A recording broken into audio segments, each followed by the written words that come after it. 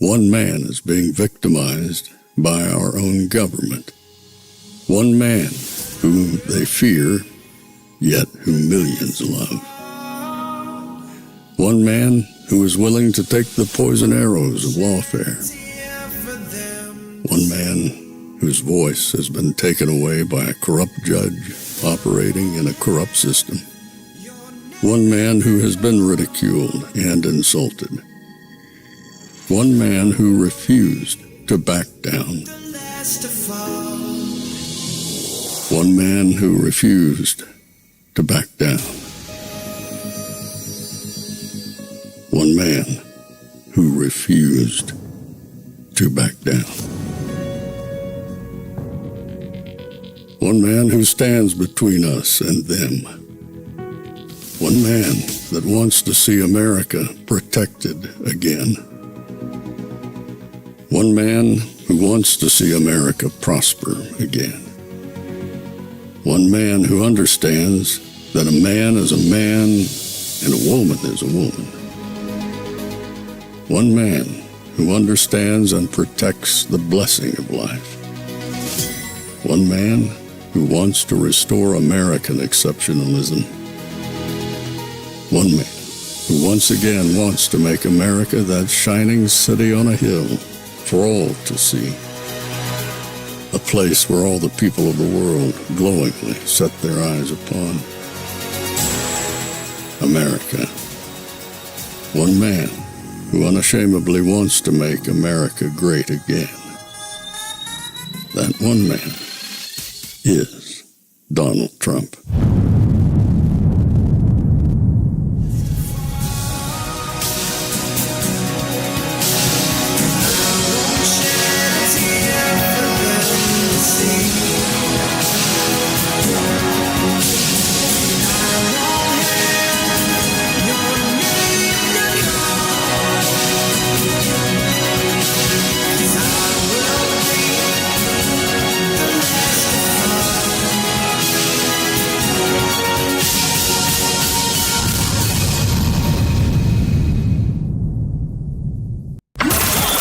This is Fanfare with Barry Cunningham. A taxpayer-funded group is offering $30,000 to new home buyers.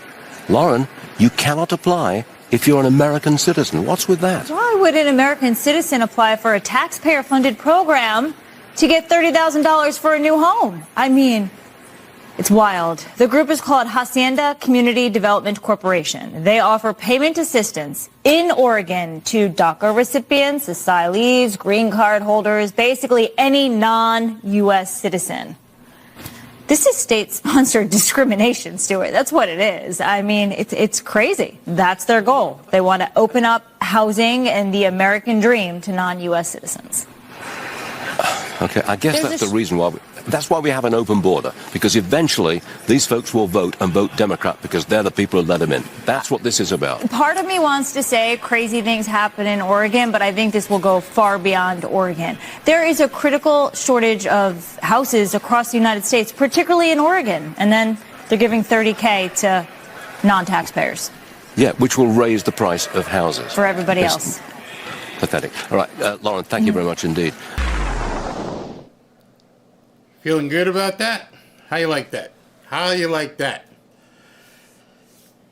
First California goes with it, and now Oregon goes with it. They're giving away free money, free loans, no interest. Here's your keys to newcomers, and you get to pay for it.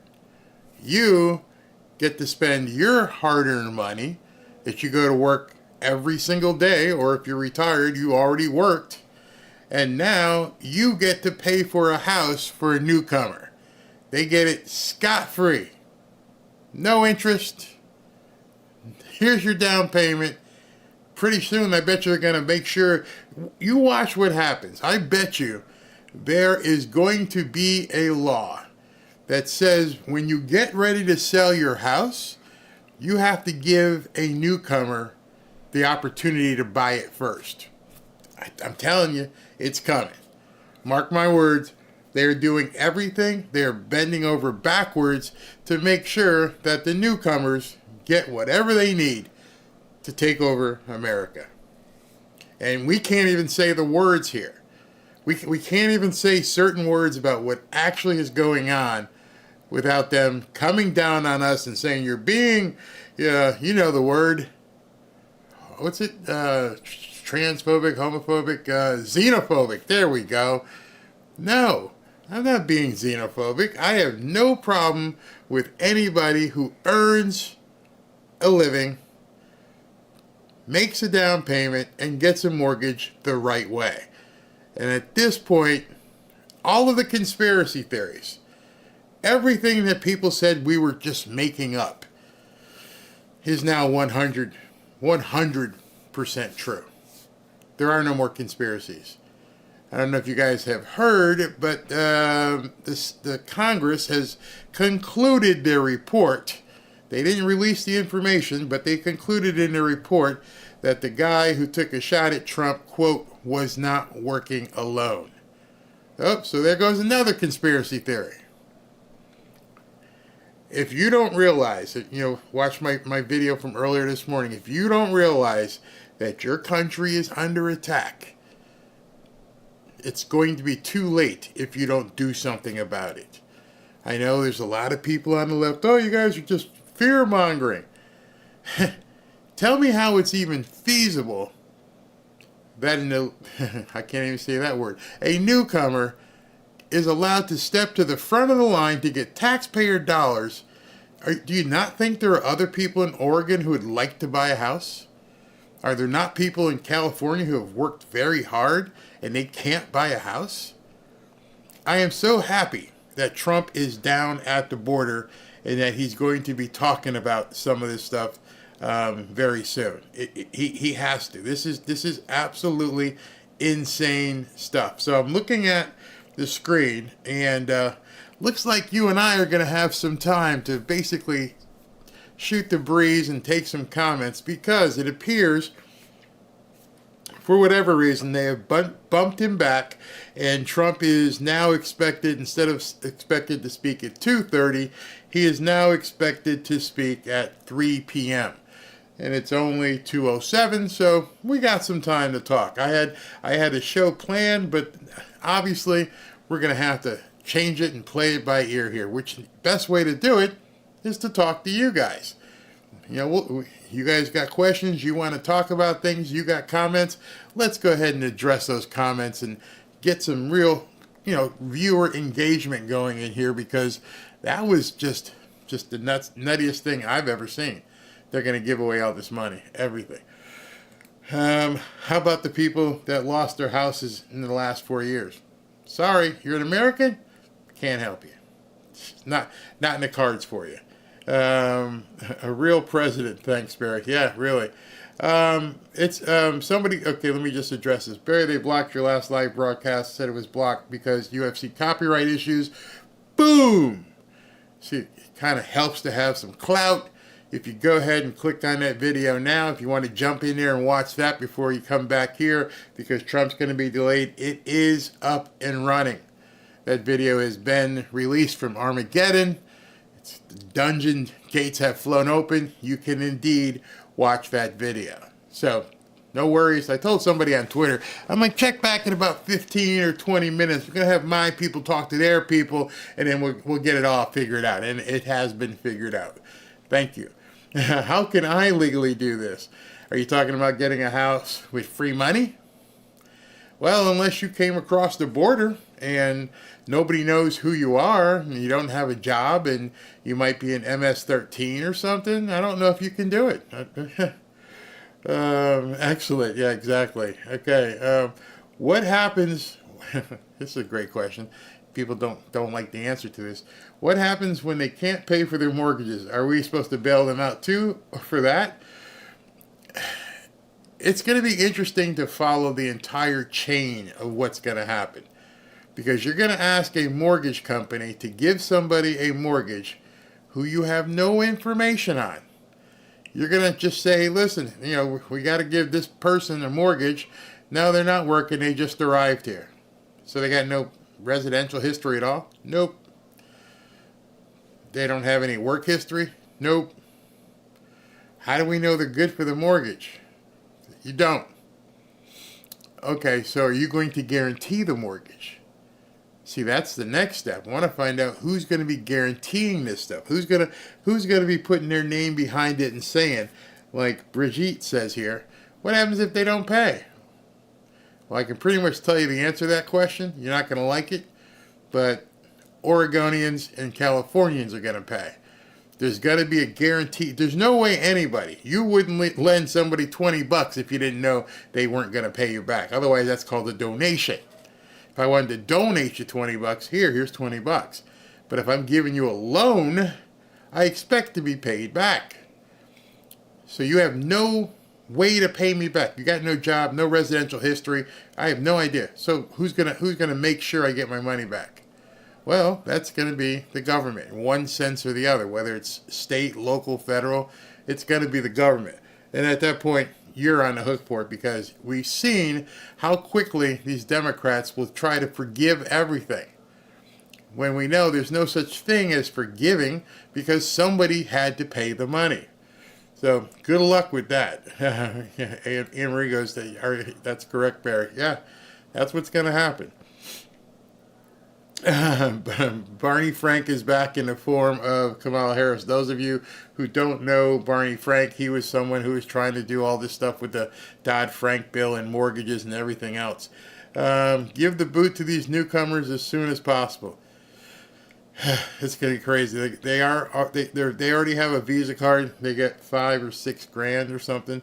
The power is walking away and managing. Mortgage companies won't care. They're going to foreclose. Another real estate bubble will pop. Well, I don't think they're going to want to foreclose because, let me rephrase that. I don't think they're going to want to give the loan unless somebody guarantees that loan. Then, if they foreclose, which I'd be very careful if I was a mortgage company. If I'm reading the lay of the land at this point, I'm seeing you have a proclivity for forgiving debt and doing different things. What would prevent the state of California from saying, hey, listen, we're changing the foreclosure laws? Okay, what are they? Well, you can no longer foreclose on newcomers, or you have to wait 24 months before you foreclose on a newcomer. I wouldn't trust. If I was a bank, I'd stop doing these loans. Why would you? They will come up with something. And this has nothing to do with Trump, unless he can get in and do something with the Commerce Department or something. Because if they start doing this at the state level, who knows where it's going to end up. But the mortgage companies, I can't see them willingly wanting to step into this. Barry, are your dolphin days a thing of the past? That's when I first met you. Love what you're doing here, though. Well, thank you for that. And the Dolphins, football in general is fun for me. And lately, watching what's going on with the Miami Dolphins isn't fun. There's too many whiners. The fan base is nutty. They think that certain players walk on water when they obviously don't. And you can't be critical of certain players without people going nuts. I just hate that. I just hate that. I'm thankful and blessed to be debt-free. Very congratulations. Great Britain wants Trump to be voted in. Yeah, I bet you they do.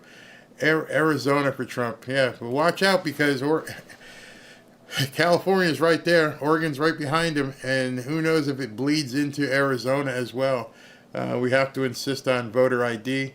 When you say he forced lenders to give loans to people who had bad credit. Guess what happened? They reneged on their loans and banks had to be bought out. The whole system just... If you guys... Everybody familiar with the Cloward-Piven system or theory? Maybe we should talk about that since we have a few minutes. Is to talk about this Cloward-Piven thing. If you haven't... Cloward-Piven. Because before you get to full-on communism, you need to basically understand what Cloward-Piven is all about. Because that, to me, is where all this devastation happens. Okay, and it's funny, I have to go to Wikipedia because they've scrubbed everything. Let me see if I can put this up for you guys so you can see exactly what this Cloward Piven thing is. All right, so understanding Cloward Piven is a political strategy outlined in 1966 by American sociologist and political activist.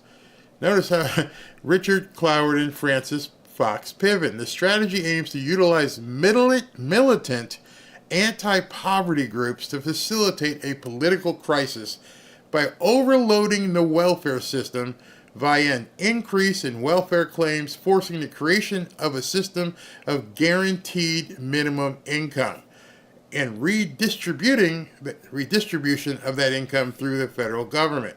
Sound familiar? So, I'm surprised this hasn't been scrubbed. That's because that's pretty much it. That's exactly what they're trying to do.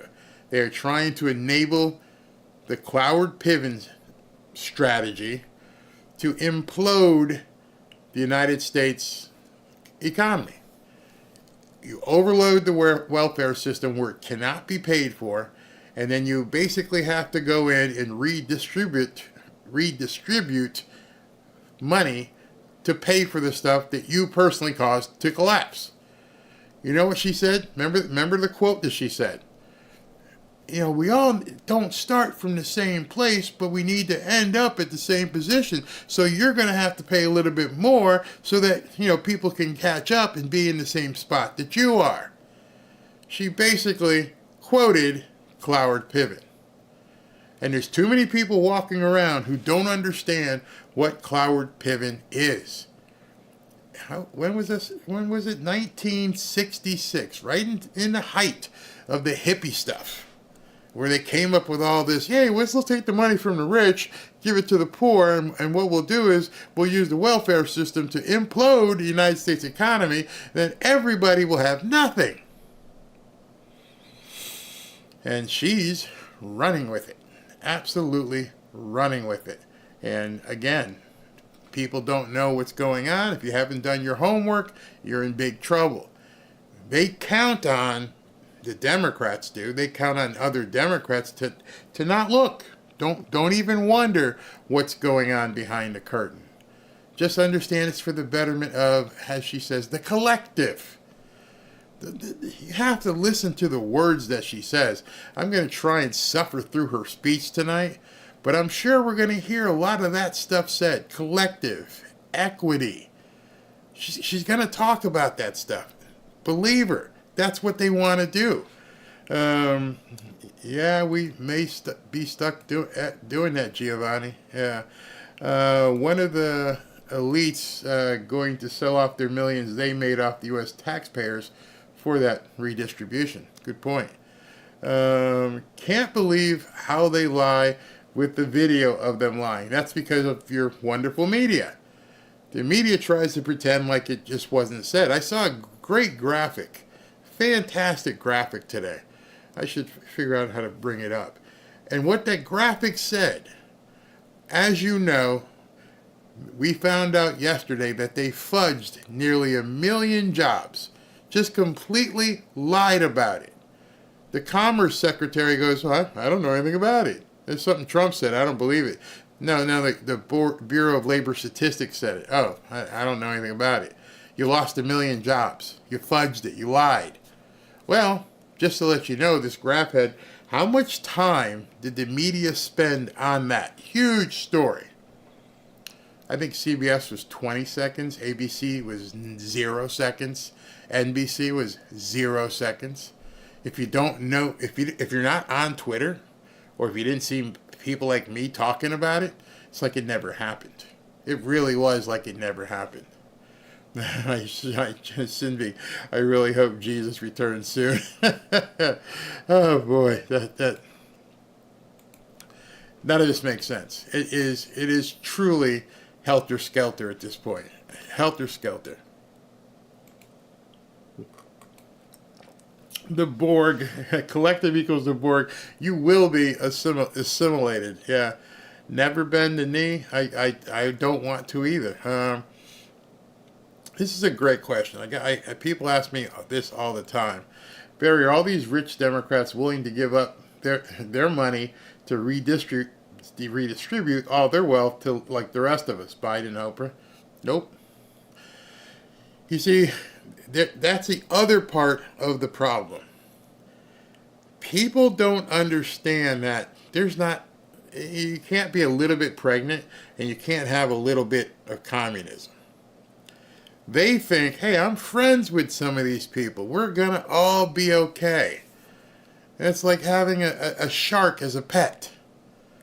It looks pretty, but if you get in the water, he's going to eat you too. But you can tell everybody, hey, I got sharks in the tank here. It's fantastic. And I got a lion back in the backyard. Come back and see my lion. It's fantastic. He loves me. Until he doesn't. And then there's nothing you can do when that lion decides he's hungry and you're the easiest morsel for him to devour. How do I know this? Well, history. How many people close to, I don't know, Fidel Castro were allowed to keep their wealth? How far out did the tentacles go where they were like, you're okay, you're okay, you're okay? How many? Dozens? 100? Doesn't go that far. They all thought it was great. They all were rich. They were doctors. They were lawyers. They were bankers. And then all of a sudden, they realized, oh, we're screwed. That's what's going to happen to these people. I remember growing up and watching boxing, and there was a guy who I thought at the time was as good as Muhammad Ali. They had a boxer. His name was Teofilo Stevenson. Guy even looked like Ali a bit. Unbelievable boxer. But he fought for Cuba. Couldn't make any money. If he had played for the Los Angeles Lakers, he would have made a whole lot of money. I mean, that's if, boxing wasn't basketball. But if he could have boxed under Bob Arum or Don King, he would have made a whole lot of money. He was fantastic, but he was in Cuba. He wasn't with the Lakers and some of these big name things and Don King. He was stuck boxing for the country of Cuba. He didn't make any money, except for whatever they would throw to him. What is LeBron James? He may be retired by then, but all these players who are making millions, tens of millions, they have no idea what's coming for them. It sounds great. Kamala Harris, first woman president. Obviously, she's not the boss. There's somebody up here who is the boss. And when that boss looks around and says, "Okay, we're in. Let's pull the plug on this." They're going to come for a lot more than just the people that they think they're going to come for, because they need that money to be able to do some of the stuff they want to do. They're not going to let you sit with $20, $30, $40 million in the bank or in your investments. It ain't going to happen. You're kidding yourself. You're absolutely kidding yourself. And I think that's what's part of the problem. Watched all 3 nights of the circus. No policies or vision on what really matters to us. Nope, not at all. Our neighbors were from Cuba. The parents were a doctor and a lawyer. And they had to leave. They had to get out. Hopefully they got out. They had, practices. They were probably thriving. Doesn't matter. Sorry. It's coming. We're coming for you too. Ohio loves Trump. Yes, sir. Let's see. President Trump, if you are listening, I need help. Being homeless at 67 is so hard. Please help us. Oh, wow. I'm sorry to hear that, Peggy. Go ahead and send me an email, Peg. Let's see if we can get these people to participate in helping you out. Now, I understand if you email me, I'm going to ask you some questions, because I don't like you lying. Anyone, I'm not saying you, I'm sorry. I don't like people lying to the chat and trying to pilfer. Go ahead and send me an email. We'll see what happens. What do we got? We're coming for the reins and putting a stop to this mess for a short time. I hope so. I really, really hope so. That's where we head and get this thing taken care of. What about the stocks? Are we going to have to live on this, the ones that are investing? Remember, we talked about some things yesterday. And this whole thing about capital gains and unrealized capital gains. So if you bought that stock at 20 and that stock is now at 40 and you've got 1,000 shares, you're going to have to pay taxes on that gain. Not a profit, as somebody said. It's on the gain. It was at 20. It's now at 40. You've got a $20,000 gain, and they're going to make you pay taxes on it to the amount of 25%. So you'd have to write a check to the government. So if you're planning on living on stocks, be careful. Be very careful. These 86,000 agents for mass deportation.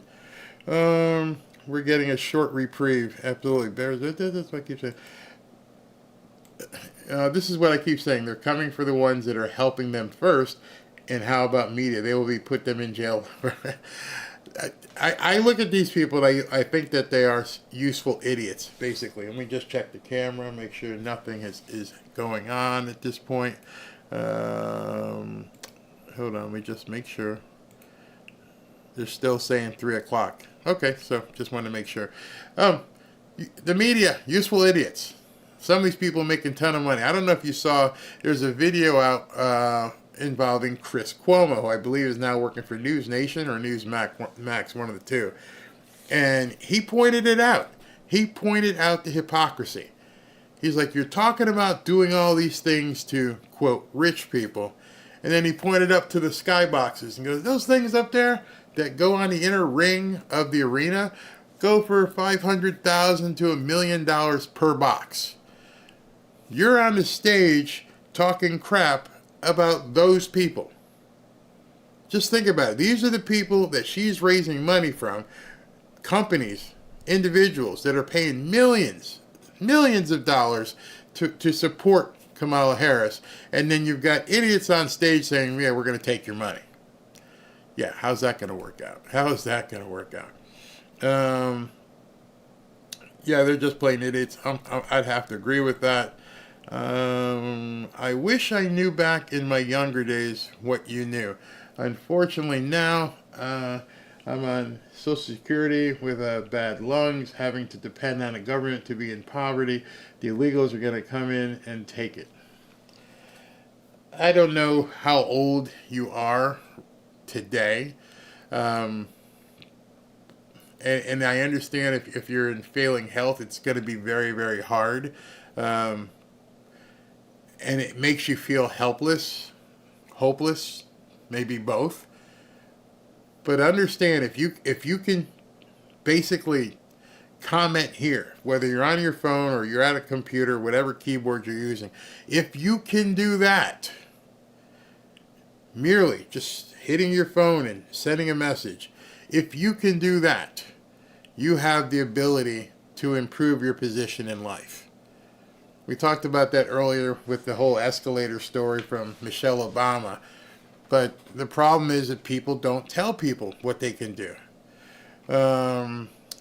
Separation by financial class is exactly what that guy in Germany did. Yep, absolutely. That's how it starts. That's how it starts. That's part of why Bernie Sanders never got in. Well, she's to the left of Bernie. Bernie's supporting her, but her stuff is way to the left of Bernie. Way to the left of Bernie. Ann says you're right. Yeah, it's just common sense. We can see this stuff, man. We can see it coming.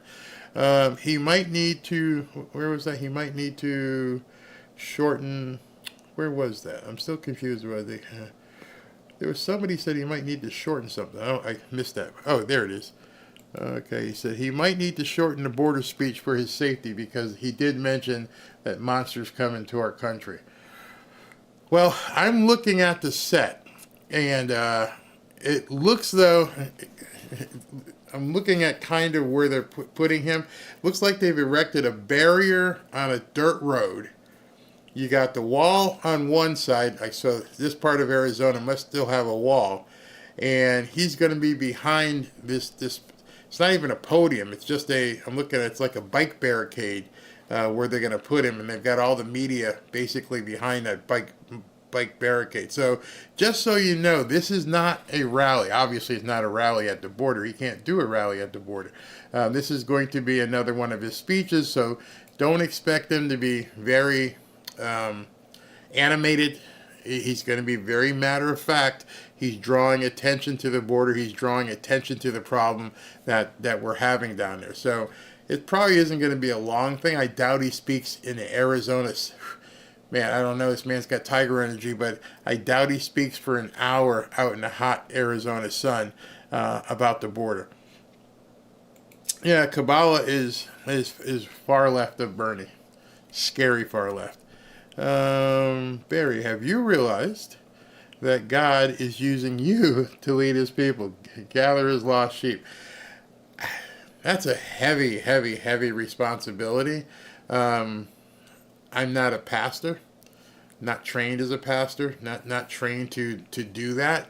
I feel my calling is to bring you as much information as possible and to let you see what's going on and then for you to take action accordingly.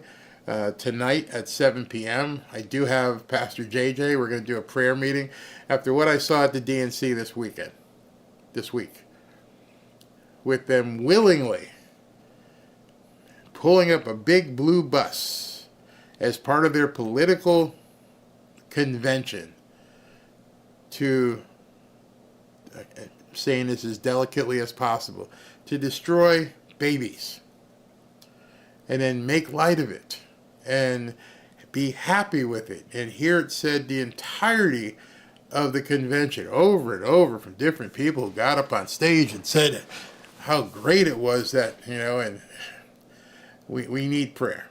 We're seeing leaders shot at. We're seeing babies destroyed. We're seeing people hopeless. We're seeing a literal invasion of people coming across the border, getting all kinds of your money and my money. We're seeing our government in complete disarray. Who knows who's running the country? Obviously, it isn't Kamala and Joe. Joe just disappeared. Came in and gave a speech on Monday and gone off to the beach somewhere. All this stuff is going on. Who's running the country? That is terrifying at this point. So it's not just, has God put me in a situation? God always puts us in situations. So I accept that. But what I have to say is that it's so important for the group of people to remain hopeful and understand that there is light at the end of the tunnel here. And I do believe that for sure. Hey, Sean. You give us people hope and comfort when we need you. You're the best friend of 270,000 people. Thank you. It's tough. I mean, like somebody mentioned, my earlier video got blocked. It's a constant fight to make sure I'm able to say things that you guys can hear. It just never ends with the trolls and everything else. And so we have to discuss it. But it's fun. I like it. I don't remember when it was, about a month ago. We were waiting for Trump to do something. And as we were waiting for Trump to do something, we talked about music for like an hour. And I'm thinking to myself, I got off the phone with my wife. My wife's aunt was on the stream. And she was like, they just started talking about music for an hour. And because I want to talk to you like you were sitting in the room with me. I don't want to talk down to people. I want to give people information, hopefully inspiration, hopefully aspiration to do what you need to do to improve your life. And if I can impart some experience from things I've done, failed, and succeeded at, then that's what I want to do. Where'd this one go? Agree or not, you've become a beloved leader of a family of patriots who appreciate your take on things. And I love that. Thank you. Thank you very much. Let me just check the screen because they said, no, there's just a guy on the screen talking, so he's still going. Trump, Elon, RFK together can save this country. Ad by Beck.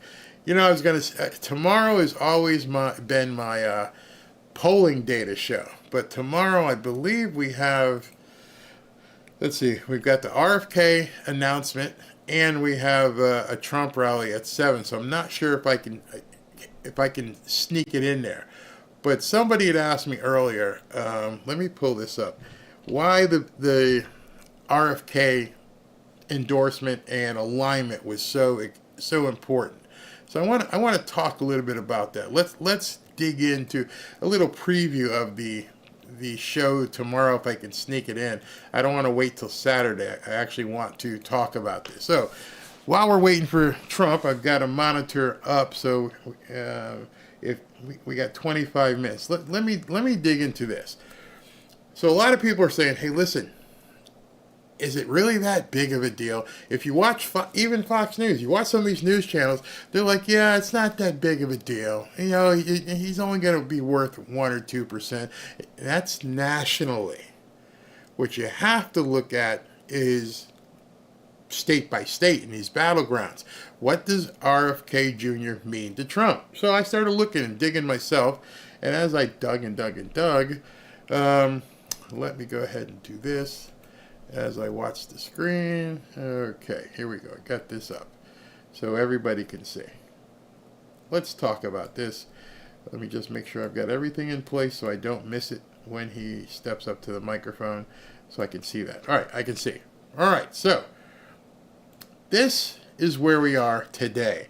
And the reason why I'm even showing this to you now is because I've been watching this because I'm wondering when it will get scrubbed. Not by RCP, when the other pollsters are going to start submitting data and trying to make sure that the RFK Jr. thing isn't that important. Because they have to brainwash people. So this is the current polling data. And, you know, it shows nationally that Kamala Harris is up 1.6 points nationally. As I told you before, for some reason, a lot of these pollsters are way behind. They're just not updating their information. So this is a national conglomerate or collection of all the polls together. Today is August 22nd. And I want you to, again, as I pointed out in last Friday, you can see that most of these polls, from here down, haven't updated in 8, 9, 10 days. This one's is getting on about 3 weeks. So some of her biggest polls are stale milk. They just don't make any sense. So it shows her at 1.6 ahead nationally. We don't give a shit nationally. Forget that. So you have to go and you have to look at the 5-way. And the 5-way is when they start adding in Trump and Harris and Kennedy and Stein and West. Just so you know, Jill Stein is pissed off. Jill Stein is now saying, hey, listen, they did the same thing to me. She actually called out Michelle Obama. She went out there and said, Michelle Obama, you're a liar.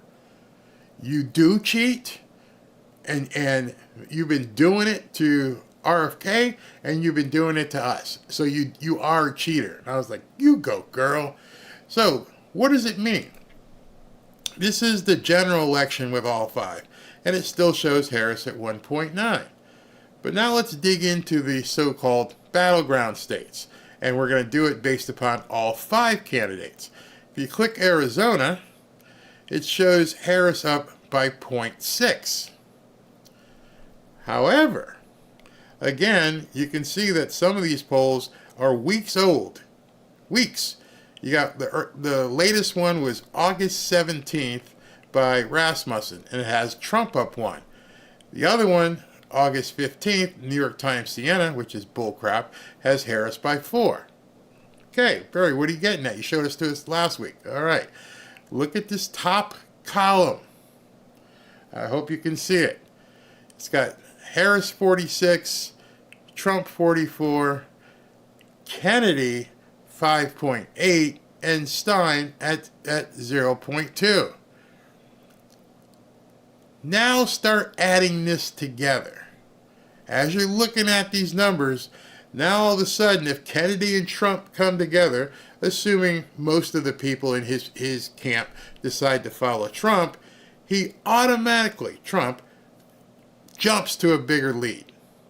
All the way down in every single poll. In the Rasmussen, that would take him to nearly 52. Would open up an 8-point lead. In the New York Times, that's what I'm saying. Watch them change this really quick. because this was what they did on August 17th, not knowing that Kennedy would come together with Trump, and that would all of a sudden put him ahead there. Same thing with the Cook report. They had him at 7. That would now put Trump ahead. Every single one of these polls would jump to Trump being number 1 if he and Kennedy got together. Then if Jill Stein pulls out, she's only got, one little small.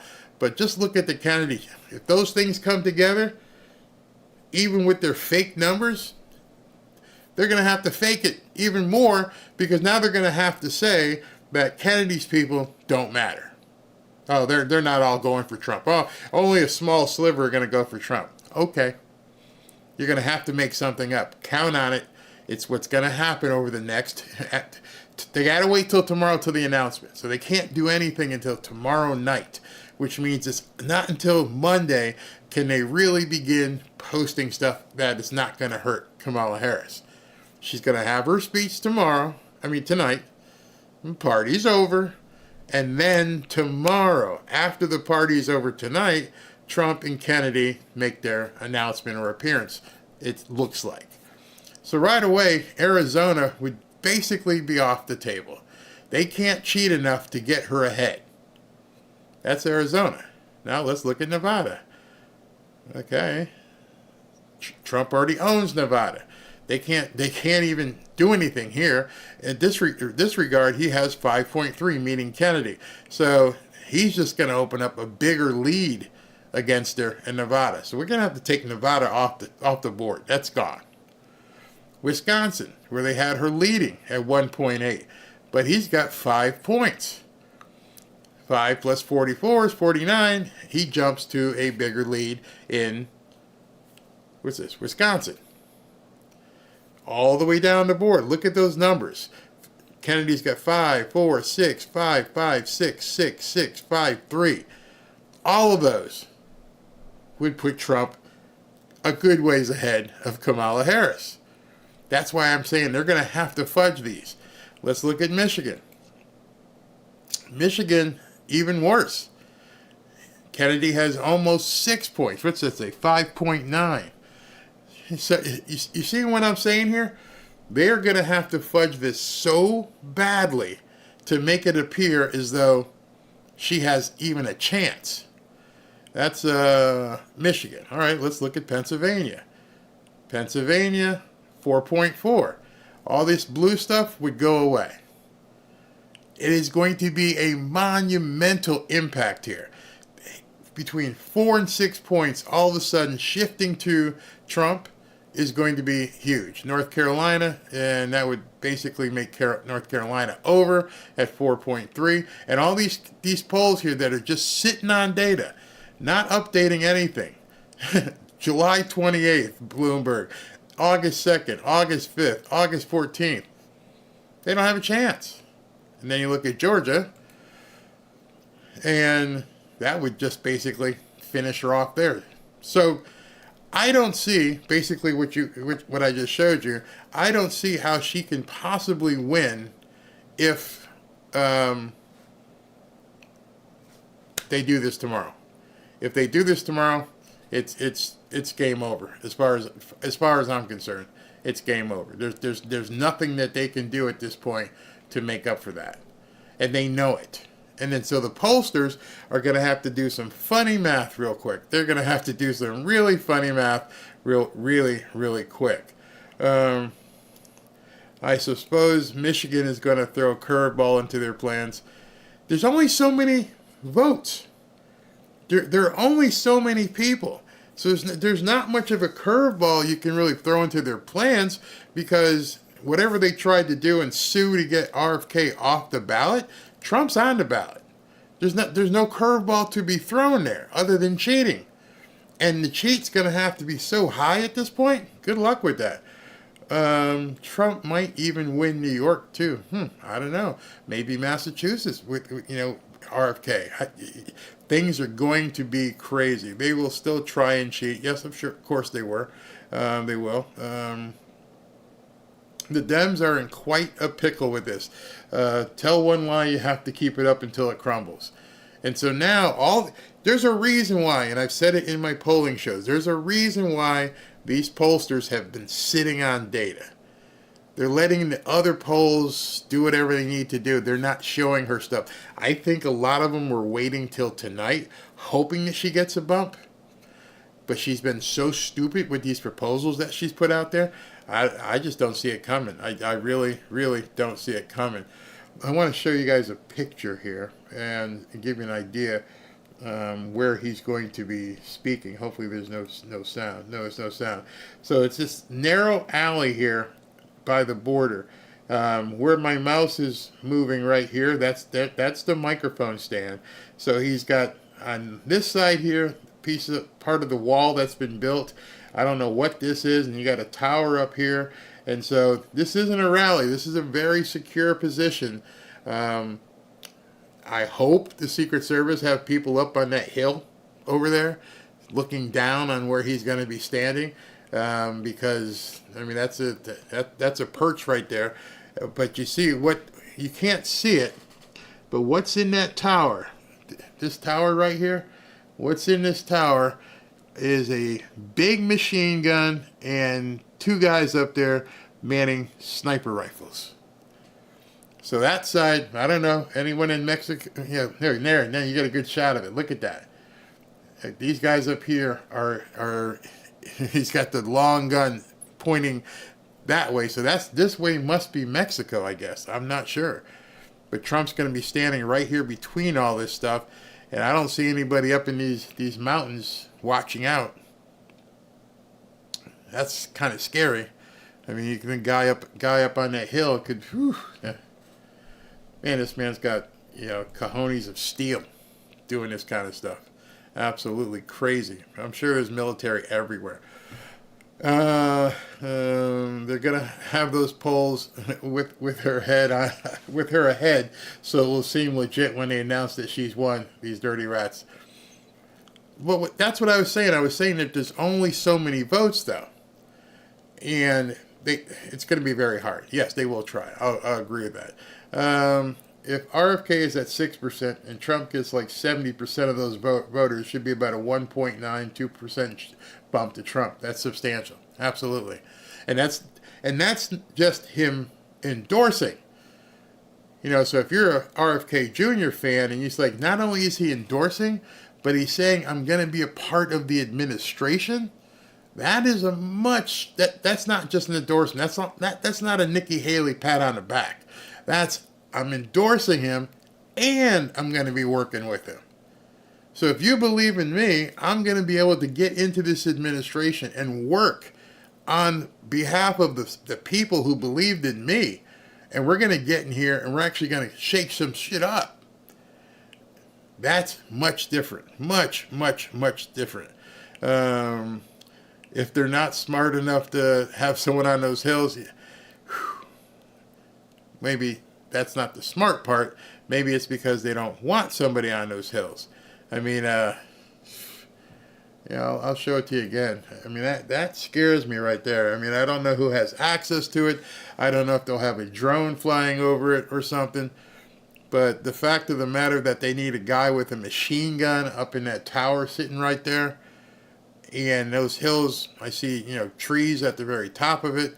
I don't know how far away that is, but we saw, I mean, it's more than 150 yards, but at the same token, a long gun with power on it could definitely reach that area. Unless they're going to bring out I just noticed there's another sniper tower. If you can see my mouse, right here is another sniper tower. So they've got two sniper towers. This one right here, and then the one closest to us. So they've got sniper towers here. But in any event, this man is risking his life once again, walking out into God knows what, to make a point. God bless him. God bless him, because, wow, that's enemy territory if I've ever seen it. That's almost a mile away. You think that's a mile away? I don't know. Why do you think that's a mile away? I'm not good with those kind of distances, but maybe the top might be a mile away. But I wouldn't know about like over in here. You can't tell. I don't know. This is like a road right here, so I don't know what's going on over in this area. But in any event, it'd be kind of scary. Maybe it's a mile away. I can't tell, but I can see that big sniper tower sitting there. So we'll go with that. As soon as he comes out, we will definitely pick it up and put it on there. That man has the scope, and that gun can easily hit 2 miles. Whew. You talk about the sniper's gun could go 2 miles? Wow. There are many guys in camo you can't see. They blend in very good. I picked up my husband from base, and he would tell me they were there, and I could never even see them. Good point. Good point. That's a very long distance for sure. Sorry, Barry, we're missing a show tonight. I'll be watching at the conclusion of the clown show. The mountain is sloped. Oh, that's right. We can't put any Secret Service up there because the mountain is sloped, and they might get hurt. A sharpshooter can still hit 1 mile away. A good sharpshooter. Yeah, maybe they're going to wheel out Trump in something like the Pope Mobile or something. But that road is the wall. Well, let's look at that again. To cut it. You mean going up this hill back here? That's part of the wall going up there? I don't know. Maybe it is. Maybe it is the wall, and it goes down this sight line here, and that's the wall. But I thought it was my mouse. I'm looking at this, and it looks like there's something flying right about here. Let me see if that's dirt on my monitor or not. No. It might be drones out there. All kinds of stuff. Yeah. Did you hear that they basically, I won't say suspended, but they put a couple of the Secret Service agents that were on his detail on desk duty. They can't even be around him right now. So that's kind of crazy. A mile is way too close for a possible sniper. I don't know. I've never been in a sniper capacity. I've never shot a gun like that, so I don't know like how far away you could do something like that. Maybe some of you guys who are into firearms could tell me and let me know what's going on. I no longer trust the Secret Service. Yeah, exactly. Thank you, Dwight, for your donation. Thank you very much. We the people are fed up. Completely fed up. Not even close to being not fed up. Absolutely. Waiting for Trump to show up. It is now 2:52. I saw something. I wanted to see if I could bring this up to you. I wanted to tell you guys about this because this was nuts. If I can find this article I saw. And you guys will be blown away by this. It says the Secret Service did, where was it? They're talking about the housing market. This one just kind of got me crazy because it says a soft landing scenario is less convincing. U.S. manufacturing PMI plunges to 8-month low. So more economic data is coming out, and that economic data is showing that things aren't looking good. However, the Fed says they will stop cutting rates at 4.50 if Trump gets in. There is so much manipulation happening right now in the market. So much that you have to be careful what's going on. Let me see if I can find out today's gold spot price so I can bring that to gold spot price because things have been going crazy in the market. Gold spot price as of right now, gold is at about $24.83 today. That's, let me see what the 1 year price of it is. Whew, I got to show you this. I keep bringing this up because that's how important it is. Look at that. Look at that gold price.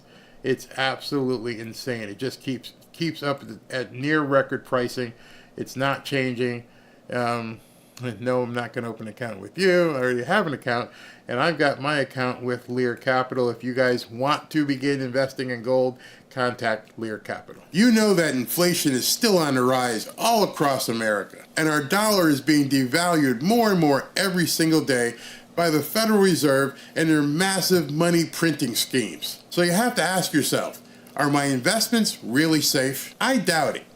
Listen to this. Government debt is growing at the rate of $1 trillion every 100 days. Since 2020, every dollar in your wallet has lost 24% of its purchasing power. And in just the last 18 months, what you need to survive as a family, your groceries, your necessities, have gone up by $11,000 per family. These are unsustainable and outrageous numbers. That's why I'm recommending that you call my friends at Lear Capital. They'll show you how easy it is to move some of your assets into gold and silver. You know, assets that are growing in value instead of keeping them in a dollar, which is declining in value. And as we approach the election, and with all the volatility in the world, now is the time to take some action. Call Lear today at 800-601-5430 or go to learberry.com. When you go to Lear, you'll be able to download a de-dollarization guide. It will show you specifically how your dollar is deflating every single year. There's no obligation, it's just free information. You'll learn how to protect your hard-earned money with gold and silver. Just so you know, Lear has over 27 years of experience, thousands of 5-star reviews, $3 billion in trusted transactions, and is the only company with a 24-hour risk-free purchase guarantee. Call Lear at 800-601-5430 or go to learberry.com. And when you give them a call, ask how you can get $15,000 in bonus gold with a qualifying purchase. So I just got a notification just now. I don't have time to put it on the screen to do this. However, there will be no ceasefire in Gaza at this point. Hamas has said unless Israel fully withdraws, they will not agree to a ceasefire. So Kamala's not going to have that to basically trot out and tell people today that, oh, I've negotiated with Biden and Blinken and whoever else that we're going to have a ceasefire in Israel. Nope, ain't happening. So gold and oil and everything else is going to keep on keeping on at this point. It's unbelievable. Our economy is actually in a depression. The stock market is fake due to the ultra wealthy and it being propped up. Meaning, there's an old saying in stock market stuff about a pump and dump. Well, you can pump and dump and do other different things to make things appear as though things are doing well when they're actually not, especially when you have billions of dollars at your disposal that was supposed to, be allocated for something else, and now it's no longer allocated for that. A Winchester 300 Win Mag, 1 mile shot at a 6-inch target, pretty easy for a seasoned sniper. A 300 Win Mag, 1 mile shot at a 6-inch target. So you're talking about somebody's head, right? At that point, yikes! That's a long shot at 1 mile. What is a Win Mag? Is Win Mag the gun or is Win Mag the bullet? I guess either way, it's going to take you out. This just got reported. There's a guy in the loose. Cops are looking for him at the Trump site. Somebody just confirmed the wall in Cochise County does not go over the mountains. There's a natural wall there. Let's see. Deep Red State. Can't argue with that for a seasoned sniper team with all the dressings, hence military training. All right. I got you. I do see, hey, let me just go ahead and put this over here so you can see, is it Trump or somebody, but the black SUVs with sirens blazing just came rolling in. Here's another black SUV. I don't know where they're going. They're heading that way. Somebody just reported that there was somebody on the loose, so I'm not sure if this is Trump's team pulling in or what. Let's see what we got here. We got guys jumping out with guns, as you can see. Yeah, that's not the presidential caravan. I don't know what this is. Can you guys all see this? Let me move this right now. All right, so we've got guys Nope, it looks like they're setting up, getting ready to speak. So this could be Trump's motorcade that just came in.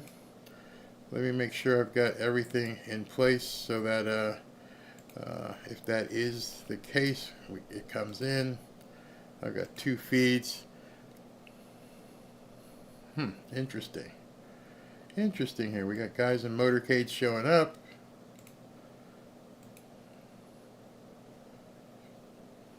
You guys are looking at what I'm looking at this point.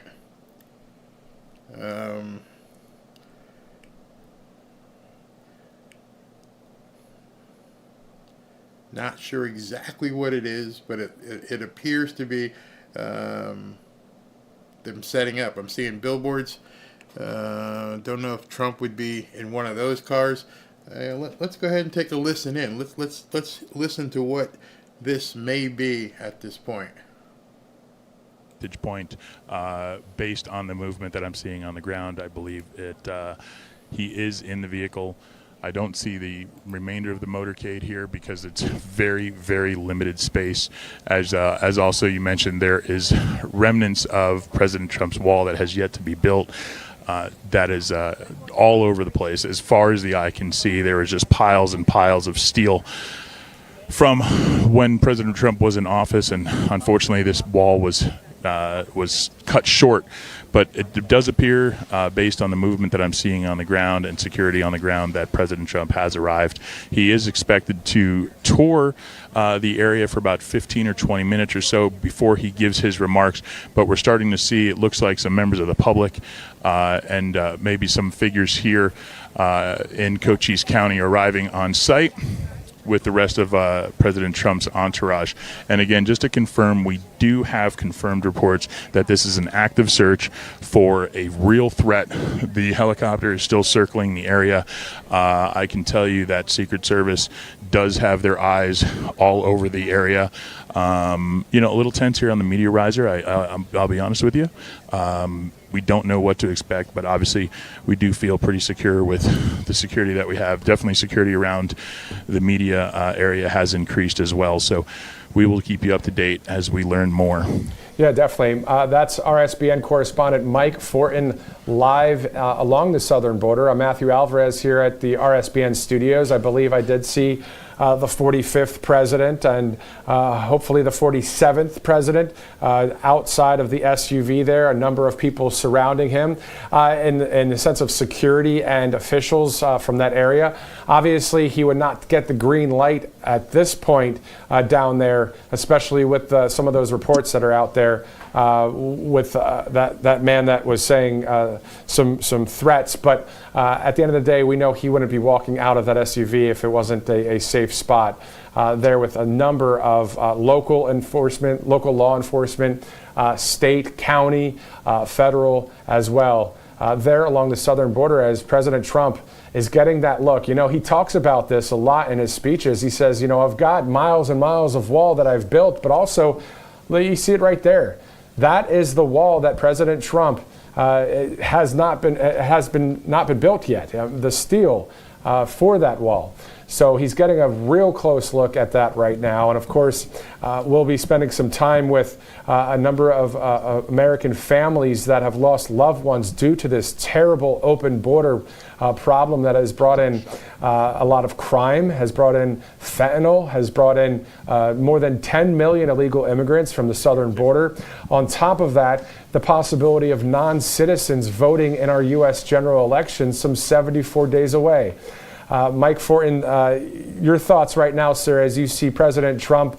You might not see him from your vantage point. I know it's the camera zoomed in, but what is it like to be there where President Trump has always talked about this southern border and the wall that he has built? Well, to see him on site of something that he himself has been personally responsible for, I cannot see him. I cannot see him from my vantage point where I am, but I can tell you that. There he is right Well, there. to see equity him on getting side of something this that wall he built and really just doing his responsible best for. to I stymie cannot see him. illegal I immigration. cannot see him from my vantage point where I am, but I can tell you that knowing that he's put so much sweat equity into getting this wall built and really just doing his best to stymie these illegal immigration efforts. It'll be great. It's one of the things that I expect today. Can everybody hear? Let me know if you can hear this, okay? Again, one thing that he stood on since day one of his presidency and throughout this run is illegal immigration. And we've seen what it's done to the country. We've seen what it's done to states like New York and California. The prayer meeting's at 7 p.m. tonight. Notably Texas and Arizona. Obviously there's everywhere you go along the border, everyone has their issues, whether it's the actual illegal immigration itself, whether it's the drug crisis the cartels bringing in fentanyl, or human trafficking, which I personally don't believe we hear enough about. But to be here and really hear more about the horrors of the fentanyl crisis. Yes, there is a threat. There was somebody active running around, but he wouldn't have gotten out the vehicle if it was something that was close by. But yes, there was a threat. Cochise County at the border. And be quick while he's not. Mike, I hear you loud and clear. And then you see President Trump in the center of your screen right now. This broadcast brought to you by Free Trump Book, freetrumpbook.com. And if you're looking to get the reversal of all of the indoctrination from some school districts out there with the youth, the Free Trump Book is something that helps paint the correct picture of the truth of what really happened under the first President Trump administration. And also there's a number of other topics that are topics with these books that you can get at the freetrumpbook.com. Including American greatness and fighting socialism and other topics. So always good to have a product like that. So it's freetrumpbook.com. All right, so President Trump on his Truth Social account said something about today's visit, and I'm going to get to that right here. He said, quote, "Today I am going to inspect the southern border and to meet with the victims whose loved ones were attacked and murdered by illegal aliens set free into America by Comrade Kamala Harris, the radical left Democrat presidential candidate who didn't receive one vote, and in her earlier attempt to win against crooked Joe Biden was the first one out of 22 people to quit the race and never made it to the first state, Iowa." All right, so that post continues to go on there, but talking about Comrade Kamala Harris, or Kamala, however you want to announce the first name there, Kamala, that's how I've said it, Comrade Kamala Harris will bring in hundreds of thousands more illegal alien rapists, drug dealers, and killers, but President Donald J. Trump will keep these same people out of our country and send them back to their countries where they belong. I will keep America safe. So as you see there, President Trump shaking hands of people from the area, meeting families, also speaking with various local law enforcement right now as you are watching live coverage here as President Trump visits the southern border in Cochise County. This one of many stops this week for the president. J.D. Vance also touring the country.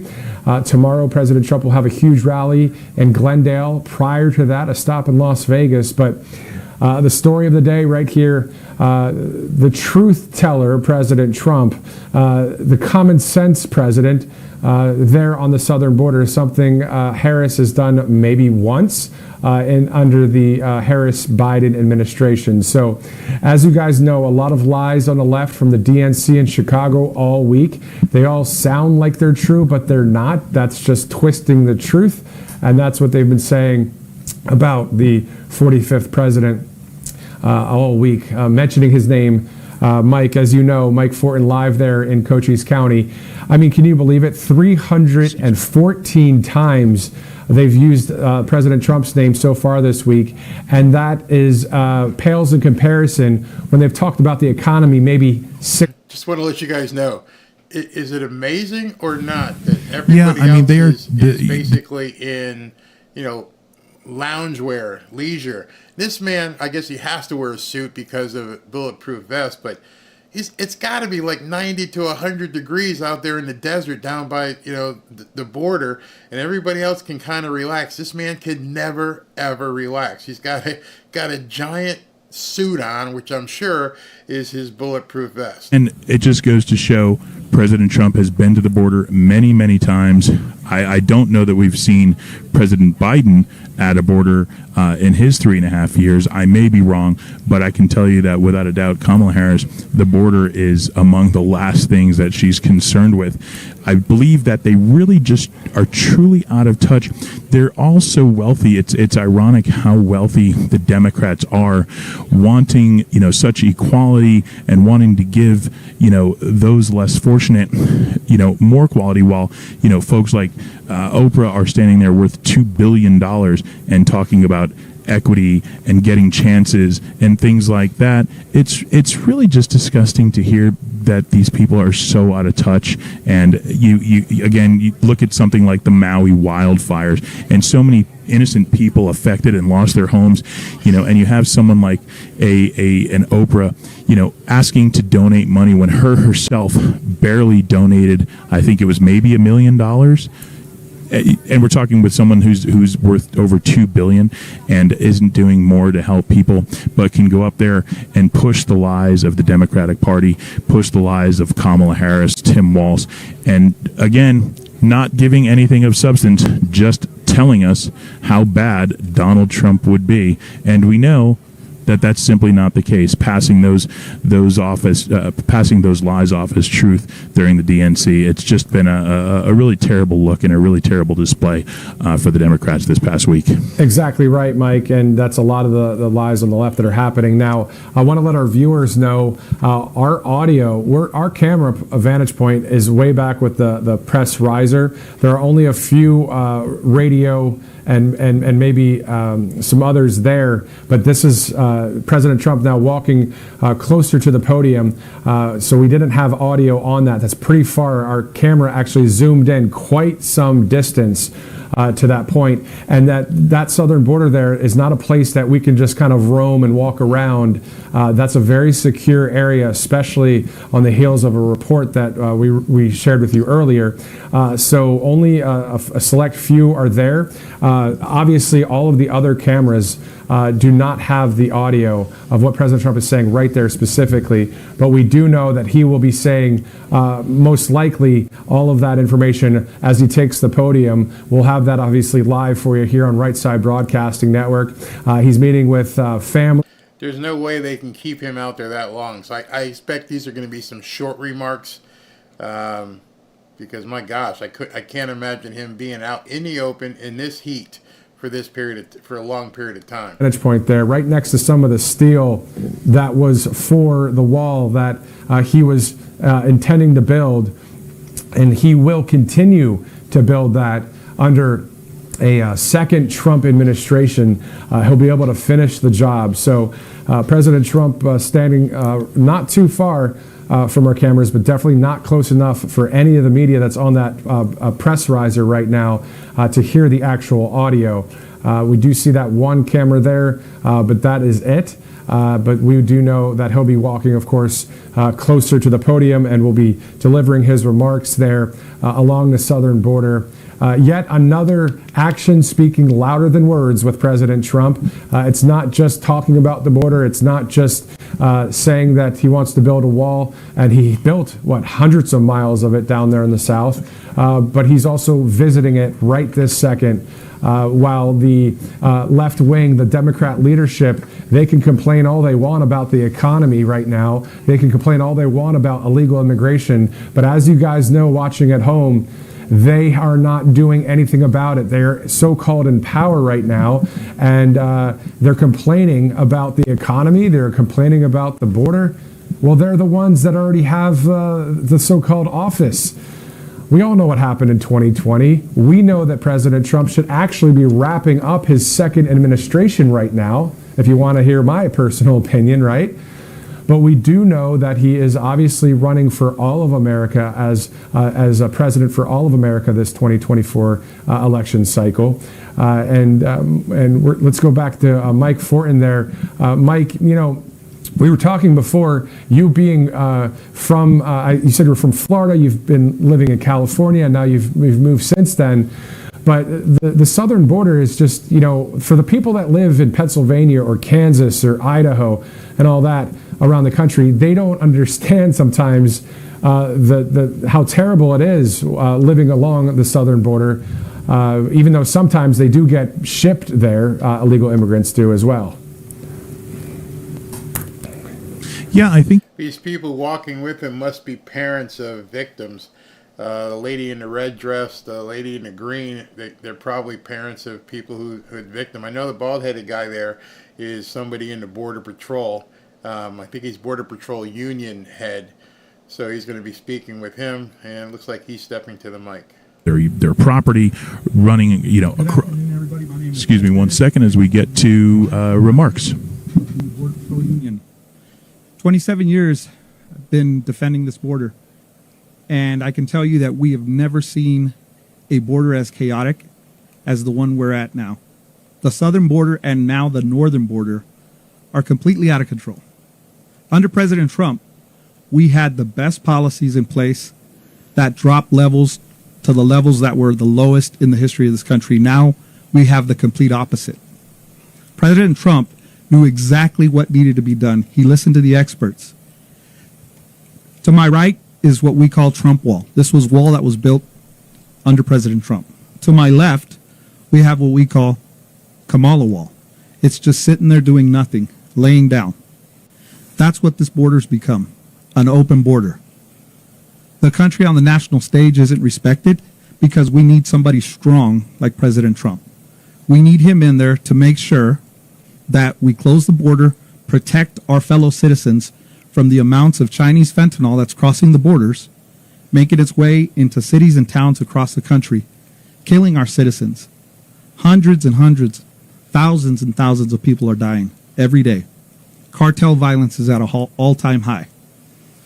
Illegal immigrant crime is at an all-time high.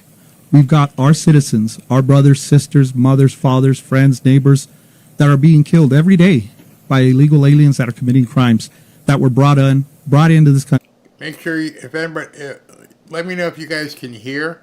I'm almost at max volume, but let me know if you can hear. Released by the tens of thousands. Over 10 million known people have been released into this country by this administration. The untold number of gotaways is astounding. That's something that should scare everybody in this country, because the known gotaways are what we know got away, but the unknown gotaways are those people that have elected to evade apprehension.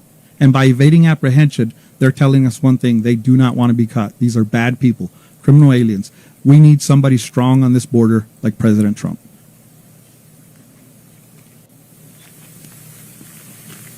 Thank you, President. August 22nd, 2017, a few months into his presidency, President Trump came to Yuma, Arizona to evaluate firsthand how his policies were benefiting the city of Yuma. It was a great visit. He spoke with over 100 AMO, CBPO, and Border Patrol agents. During that time, he shook every single one of their hands. He listened to every single one of their concerns, and he acted on that. November 19th, 2023, President Trump was in Edinburgh, Texas, serving National Guardsmen, DPS officers, and a few off-duty Border Patrol agents. During that time, he shook over 200 people's hands and listened to what they had to say. These are the rank and file. That's why that wall is successful. He listened to the men and women that were on the front lines on exactly what needed to be on that wall. He listened to what they have to say. Contrast that with Kamala Harris, and nobody can say that I didn't try to work with her. I met with her transition team. I told her transition team exactly what would happen if they got rid of his policies. We suggested policies to her within her parameters, and she refused to listen. I met with Secretary Mayorkas, again, trying to work with this administration. I supported Secretary Mayorkas' confirmation. It was a big mistake that would never happen again. But in conveying to him, again, the policies that would actually work within their parameters, Kamala Harris completely ignored those policies. She claims that she wants a humane, safe border. Yet what she's given us is absolute chaos. We had a safe border. She could have implemented policies. She refused to do this. This election is going to come down to policies. And when you compare President Trump's policies, it doesn't matter.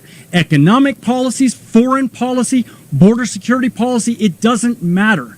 You compare those policies side by side, and he wins every day. That's why we have to have somebody in the White House that is going to listen to the women and men that know what they're talking about, that are on the ground, like President Trump did before and like he will do again. President Trump will be back in the White House, and we will secure this border. Thank you, President.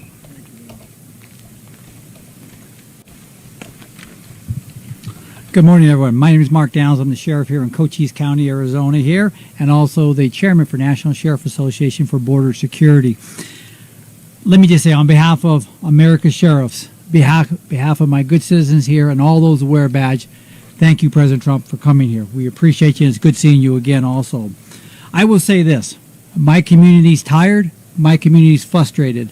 Over the last 3.5 years, what we've dealt in this county when it comes to crime, the policies that have failed this country, the policies that have failed our citizens, and the tragedies that my neighbors are addressing silently because nobody's listening.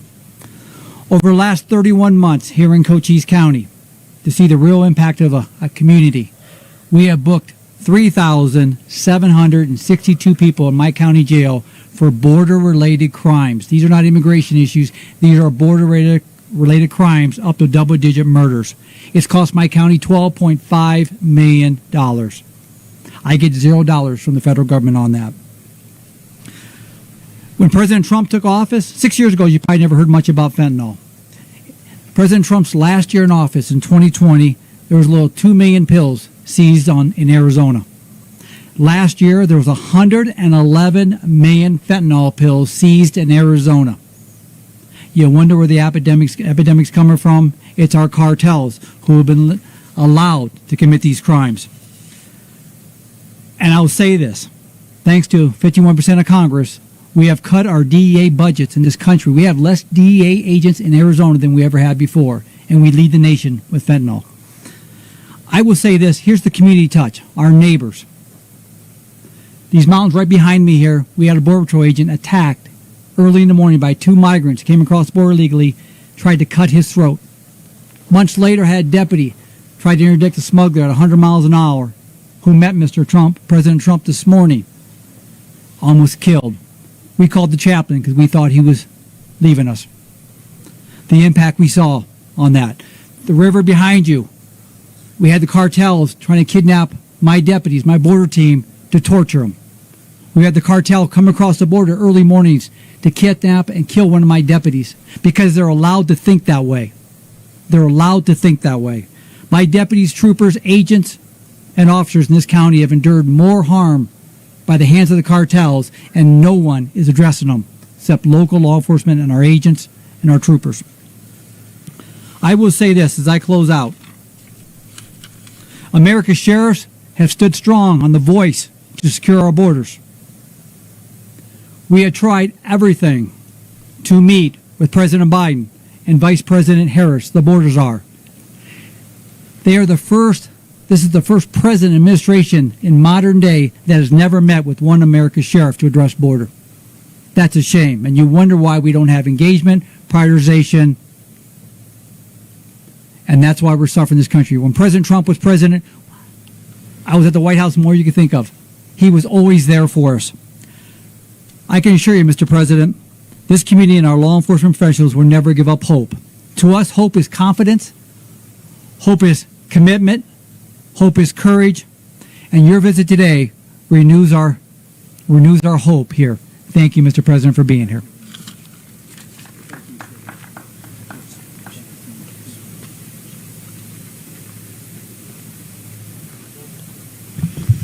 So thank you very much, everybody. It's very sad time for this country in many ways. You had a candidate. I was no fan of Joe Biden, but the way he was taken out was a coup. He got 14 million votes, and the person running now got none. She was disgraced. She was figured out by the Democrat voters. She never made it to Iowa. She was the first one out of approximately 22 people that were running for the Democrat nomination. She never even made it to Iowa. Beautiful place, Iowa. But she didn't. Plenty of people did. And Biden got 14 million votes. She got no votes, and now she's running against us. The good news is I think we're winning in the polls based on what I'm seeing. And after the debate, we were winning by many points, as you know, against Biden. They went in to see him. They said, "You're losing. You're not going to win. You can't win. We're going to get you out." It was a coup of an American president, and it was done with anger, and he's more angry than anybody. And again, I'm no fan of his. I think he was perhaps the worst president. He was the worst president, largely because of what's happened at the border. He's allowed, in my opinion, and in the opinion of the gentleman behind me who know this better than anybody, much more than 20 million people into our country, many from prisons and jails, and many from mental institutions, insane asylums, and many terrorists. And this was, when I left, this is a very famous chart now because this chart probably saved my life.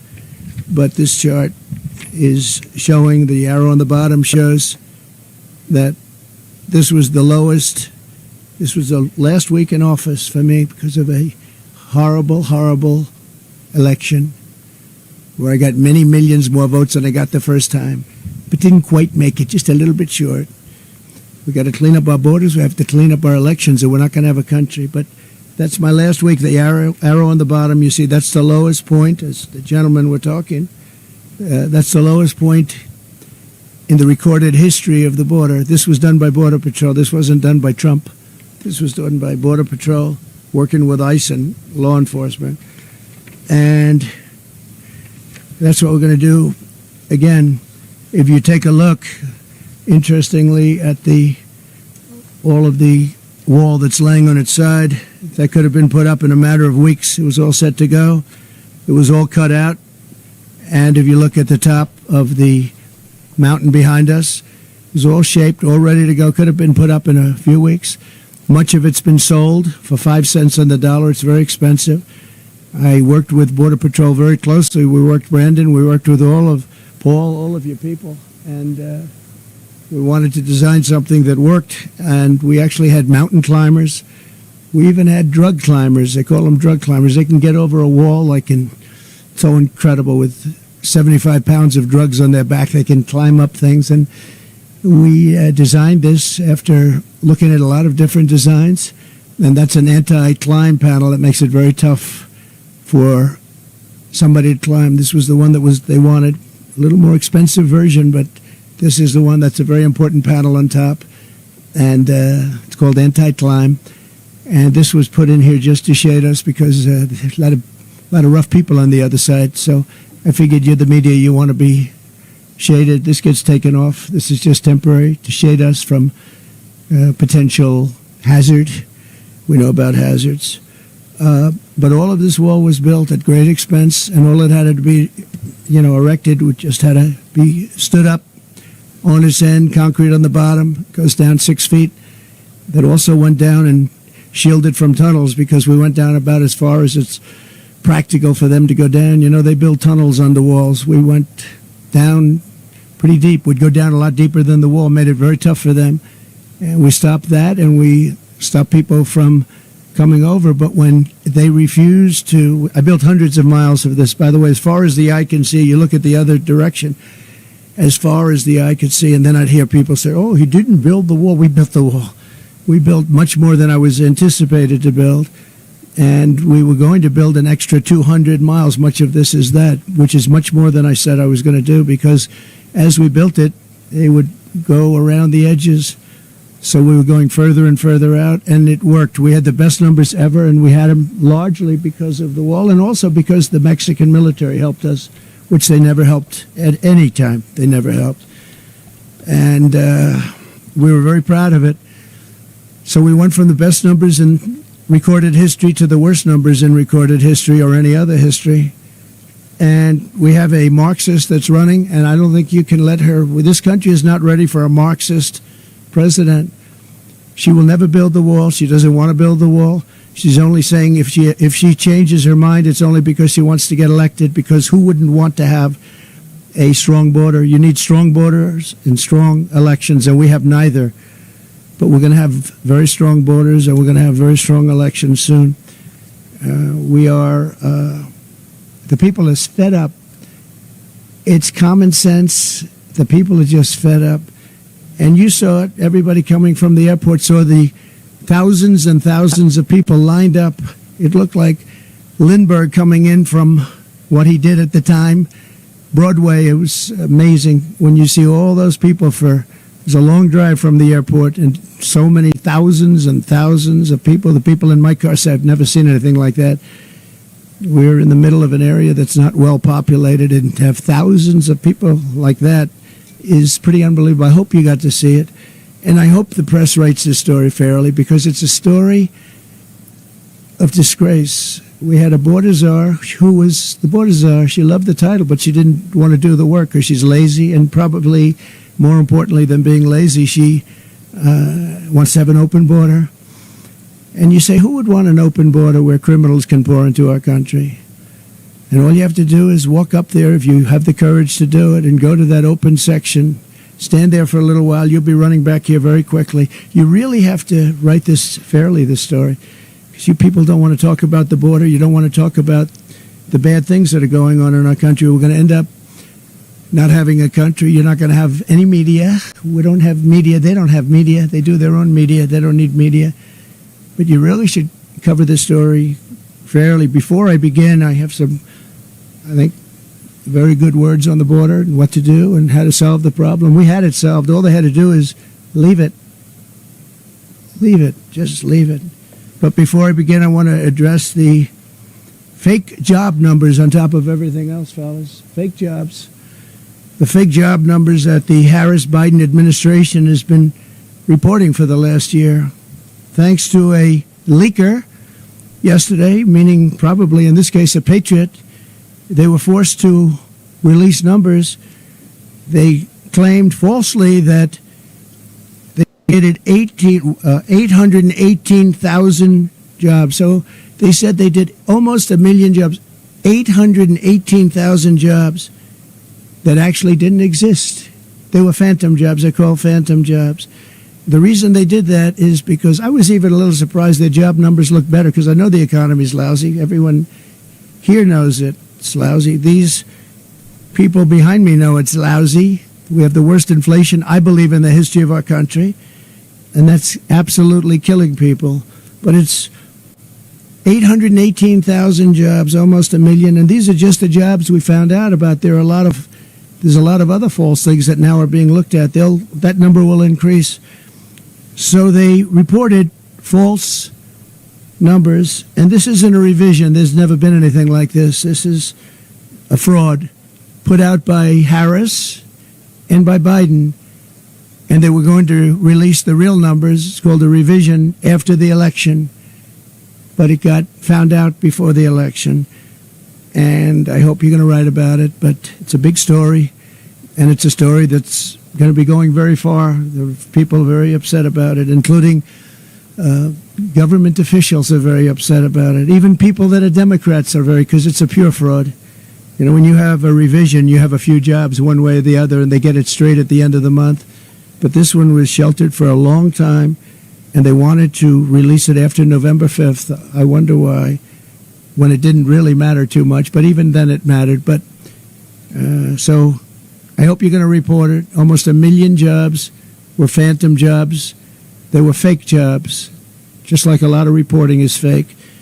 And I hope you're going to report it because people have to hear it.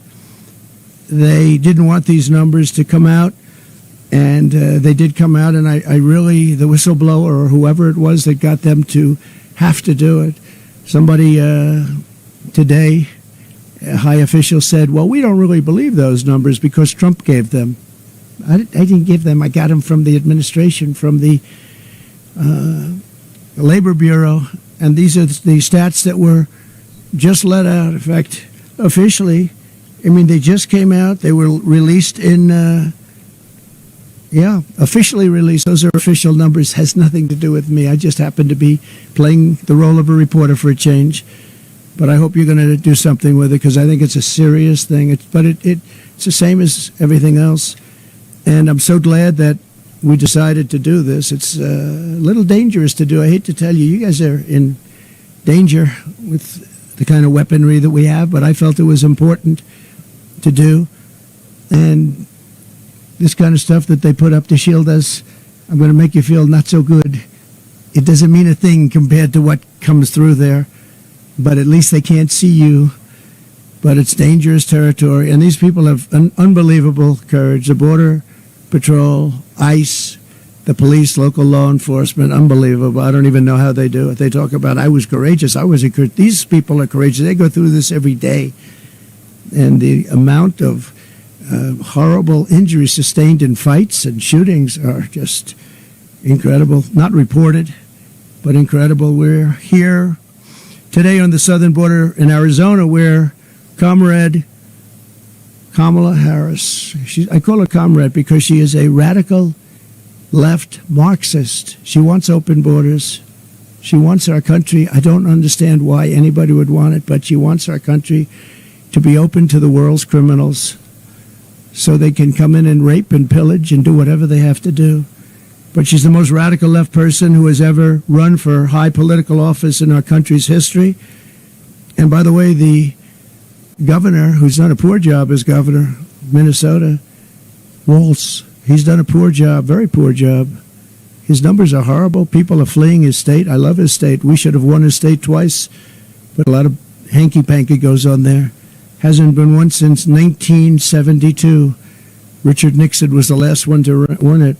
But every time I go in there, we have massive crowds and everything's good, but nobody seems to be able to win it. So I know why we didn't win it. People don't like to talk about it.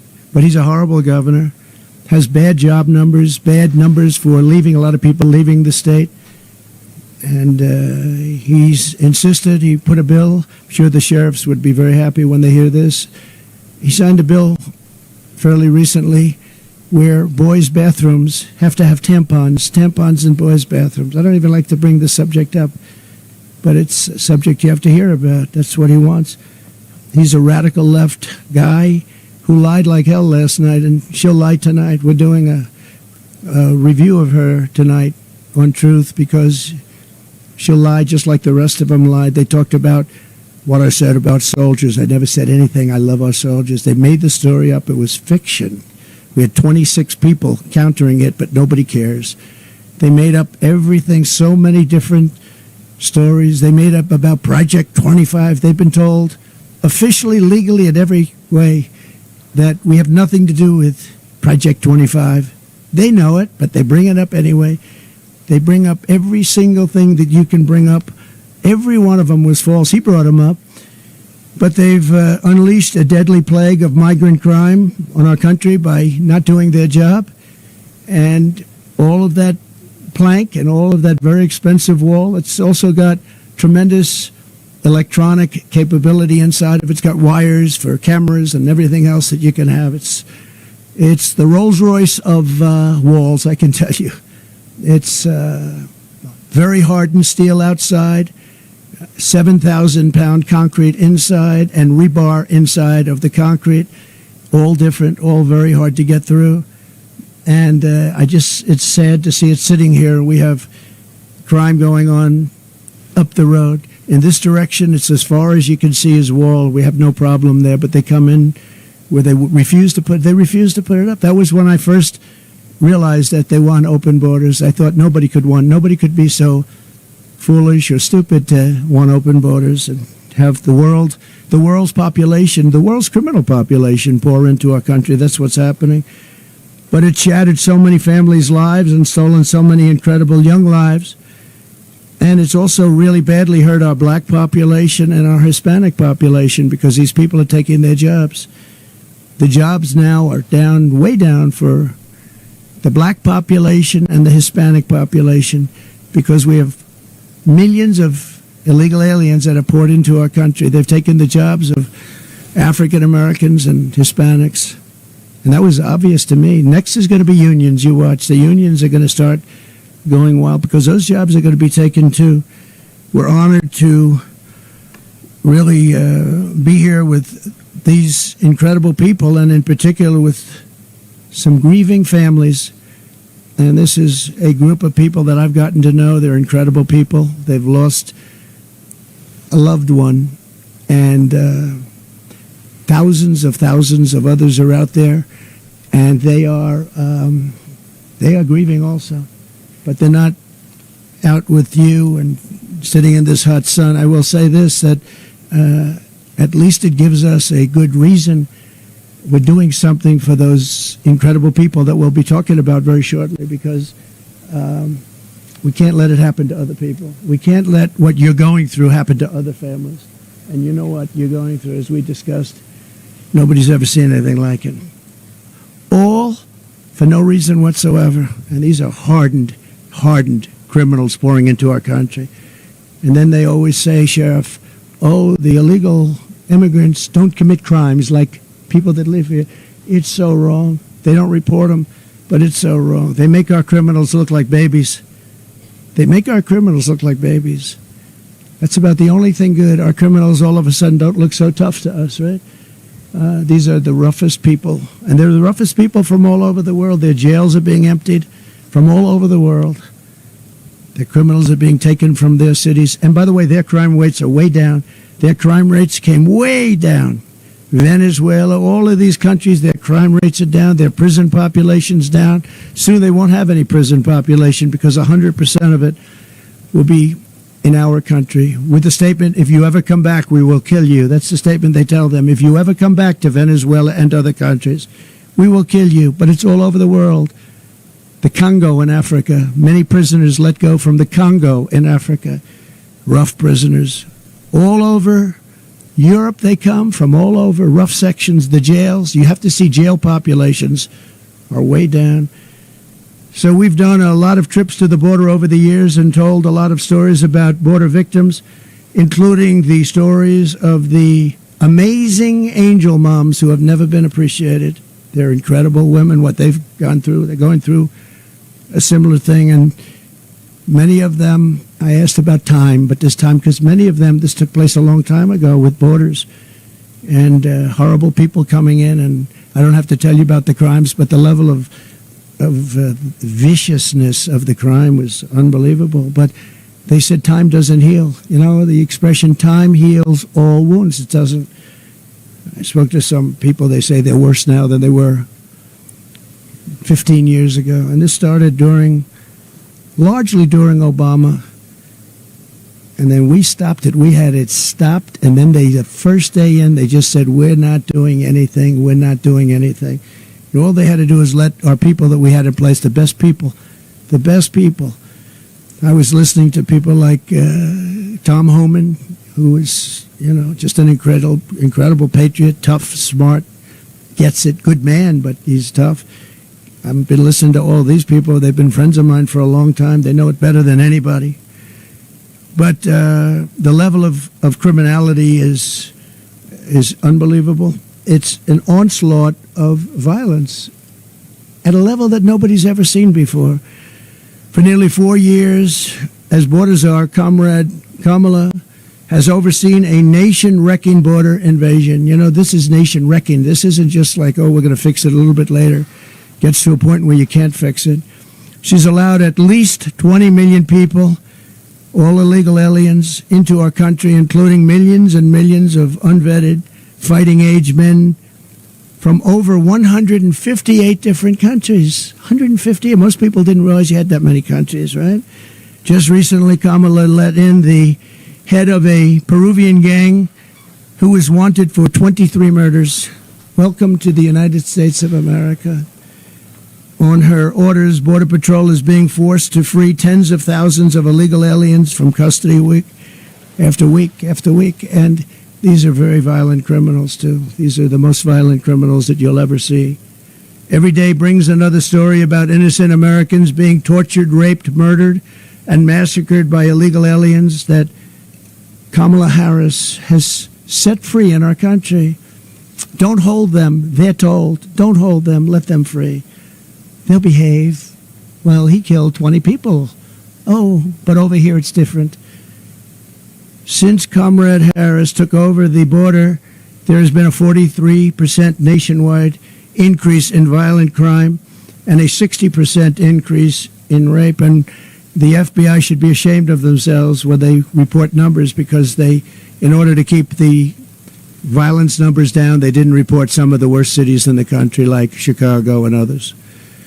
What a disgrace. The FBI did that. In New York this June, an illegal alien released into our country by Kamala approached two 13-year-old children with a machete in broad daylight in front of other people, forced them into the woods, tied them together by the wrist, and raped them over and over again. Over and over again. Two Kamala migrants were just arrested for the rape of a 46-year-old woman in Coney Island. I know Coney Island very well. That's where I sort of started. My office was out there. Brooklyn. Throwing her to the ground and raping her with a knife to her throat. One of them had previously been arrested for raping another woman, but instead of being deported, he was released into our country and told to enjoy your life. In Fort Wayne, Indiana, a woman who was offered a ride home by two illegal aliens was instead kidnapped, held down and raped, then driven around while the illegals discussed how they planned to kill her. They wanted to kill her. They didn't want to have a witness.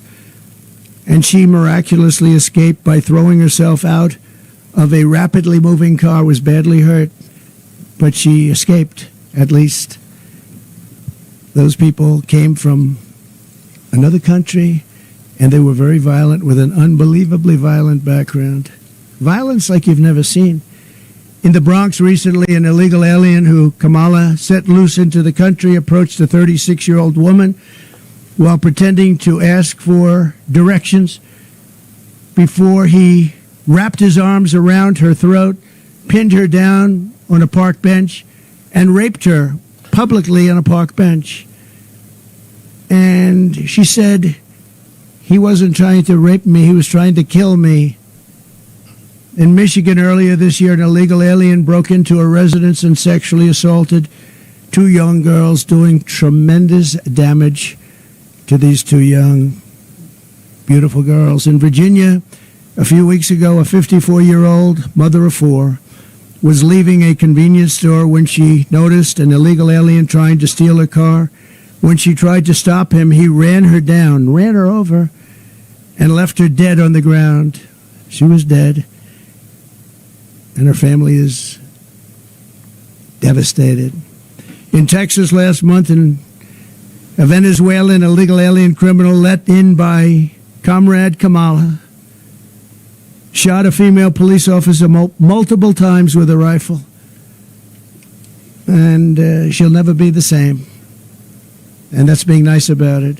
A few months ago, I met with the devastated family of Laken Riley, a 22-year-old nursing student who was out for a jog on the campus of the University of Georgia when she was assaulted, beaten, and horrifically murdered.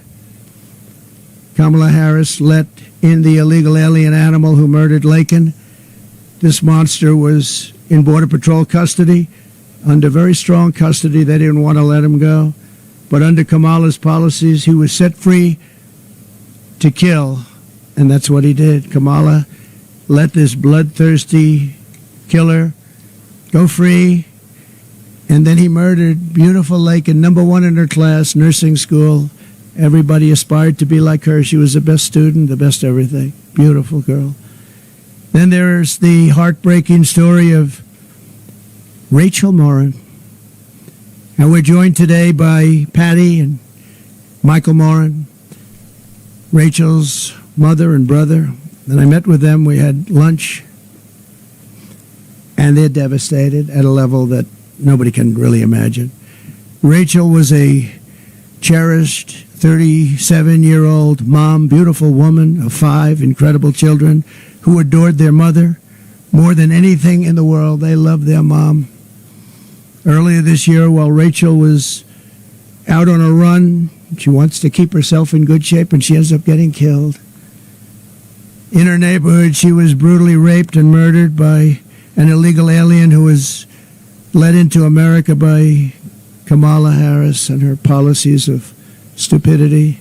Savage person who committed this heinous crime first killed another woman in El Salvador before walking across our open border.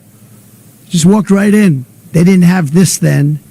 He then attacked a 9-year-old girl and her mother in a home invasion in Los Angeles where they were very badly hurt before murdering Rachel in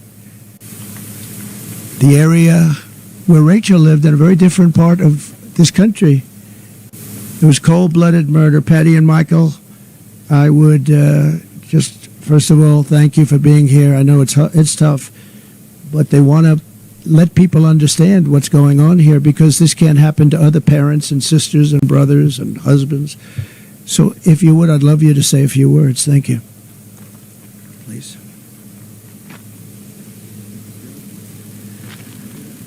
Oh, please.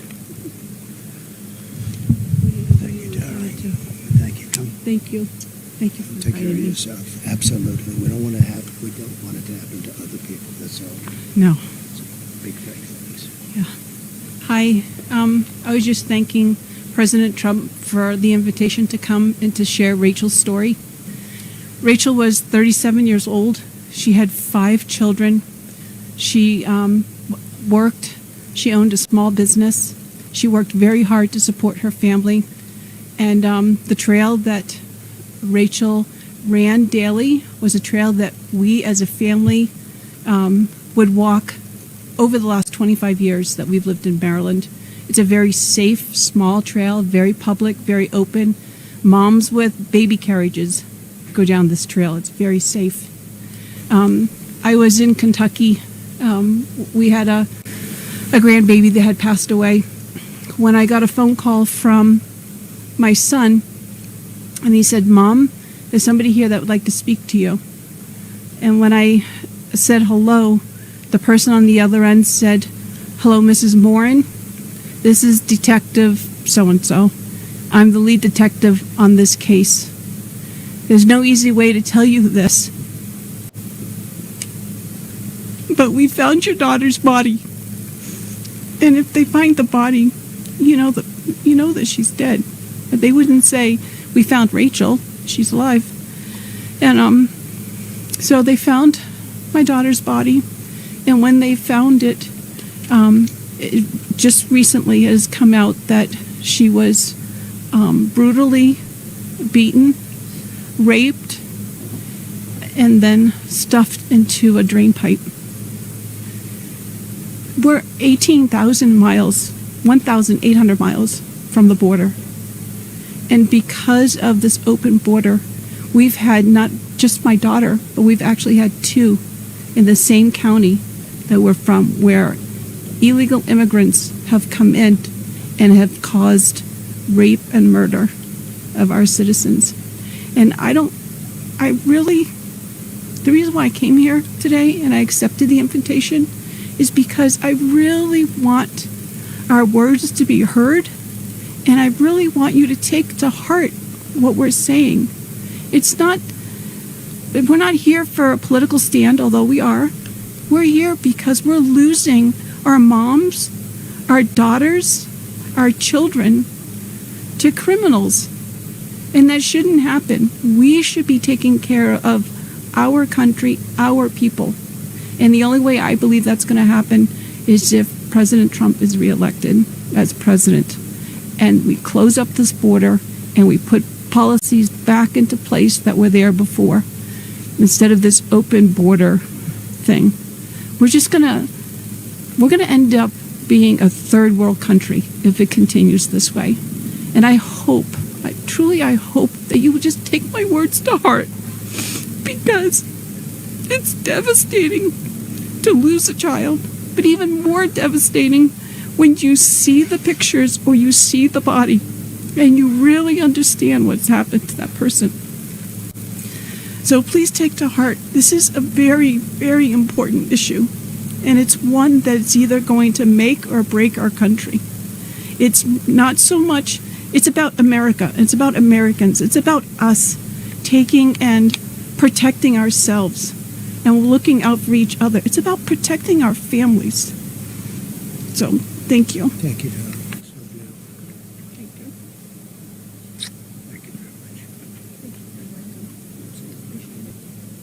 My God. My God. Thank you very much, boy. And there's story after story like that. Also with us is Alexis Nungari and Hormel Guevara, the loving mother and uncle of precious Angel Jocelyn Nungari. Jocelyn was a 12-year-old girl from Houston whose life was stolen by two criminal illegals that Harris freed into our country for no reason whatsoever. They were known as monsters. 2 months ago, after walking to the convenience store, these criminal migrants kidnapped Jocelyn, tied her up for 2 hours, violently assaulted her, and strangled her violently to death. Charged with Jocelyn's wicked murder are two illegal aliens from Venezuela who came across our border. Just walked across like there was nothing to it. Couldn't do that 5 years ago, 4 years ago. They were in Border Patrol custody. They were gotten, they were nabbed, and were then released into our country. Alexis, we cannot fathom your pain. There are so many people that are going through this pain. But we pledge to always hold Jocelyn in our hearts. And Alexis, I'd like to have you maybe come up and say a few words. Thank you very much.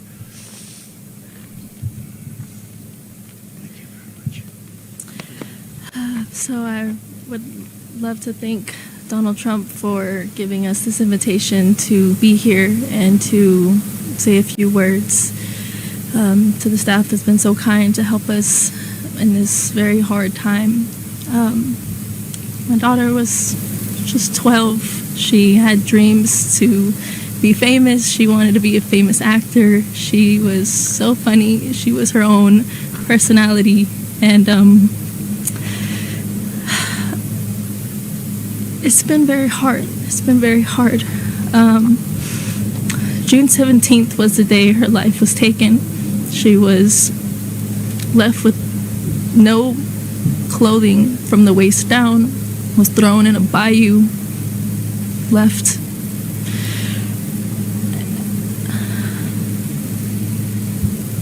strangled to death. We believe, yes, she was assaulted off of DNA kit that has been, but it's still very, very early, and it's still very, very raw, and it's still very, very surreal. And they had no reason to do anything that they did to Jocelyn. There was over 300 detention beds that they should have been at because they were detained and they were released when they shouldn't have been released. One had an ankle monitor, didn't stop anything. So now I have to go through the rest of my life with my son, always asking for his sister. And I just really, really, really want everybody to please take into consideration how important border control is, because we're losing very innocent people to heinous crimes that shouldn't be happening in the first place. So please, please, I really hope everybody can hear my pain, to just please, please, he needs to be in office, and we need better control. We need to stop this. We need to stop losing our littles. We need to stop losing children, mothers, sisters. because now I get to grieve every single day. Every milestone that hits gets harder because she's not there for it. She was going to be a 7th grader. She had her whole life ahead of her. Her whole life ahead of her, and it was viciously taken away by 2 evil, heinous monsters. So thank you again for taking the time to listen to my words. And please, help him make a change. Thank you. Thank you very much. Thank you.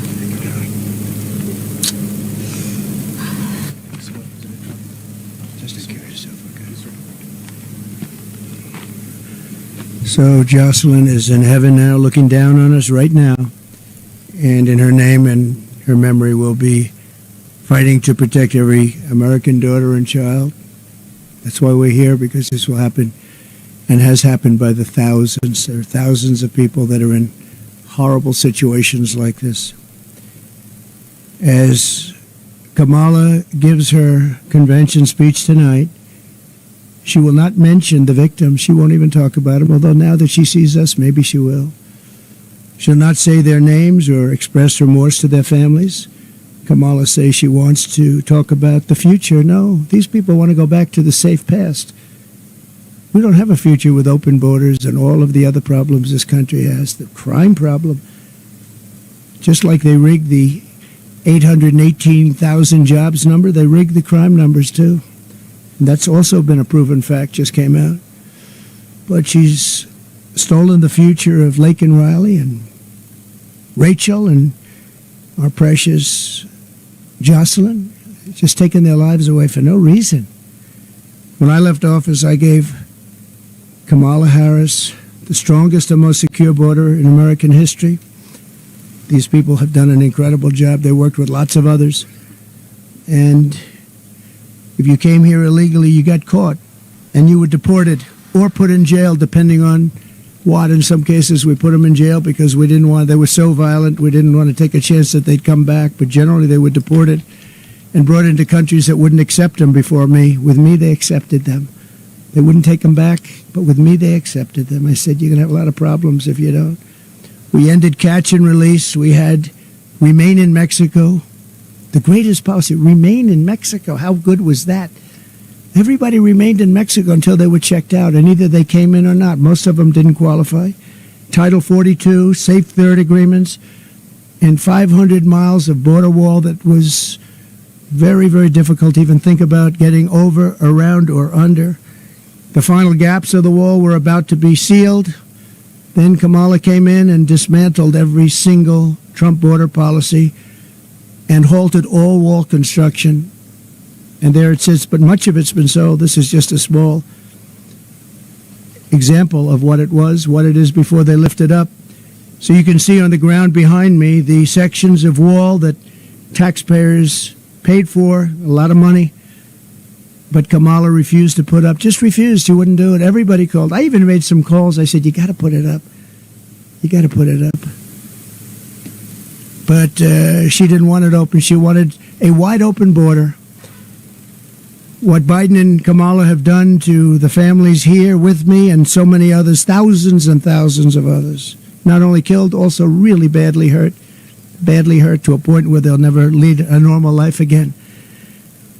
It's shameful and it's evil. Every year under Harris, a new all-time record of illegal immigration has been set. Every single year, our great borders are. She'll blow away Biden's reputation as being the worst president. She'll be a president that'll make him look good, just like Biden made Jimmy Carter look good. To get illegals into America as fast as possible, Harris has flown hundreds of thousands by airplane. Then they say, oh, well, we didn't want him to go. But then we found out a few months ago that they're flying him in over the border by airplanes to all over our country. Well, that means they do want them to come in, and flying in some very dangerous people.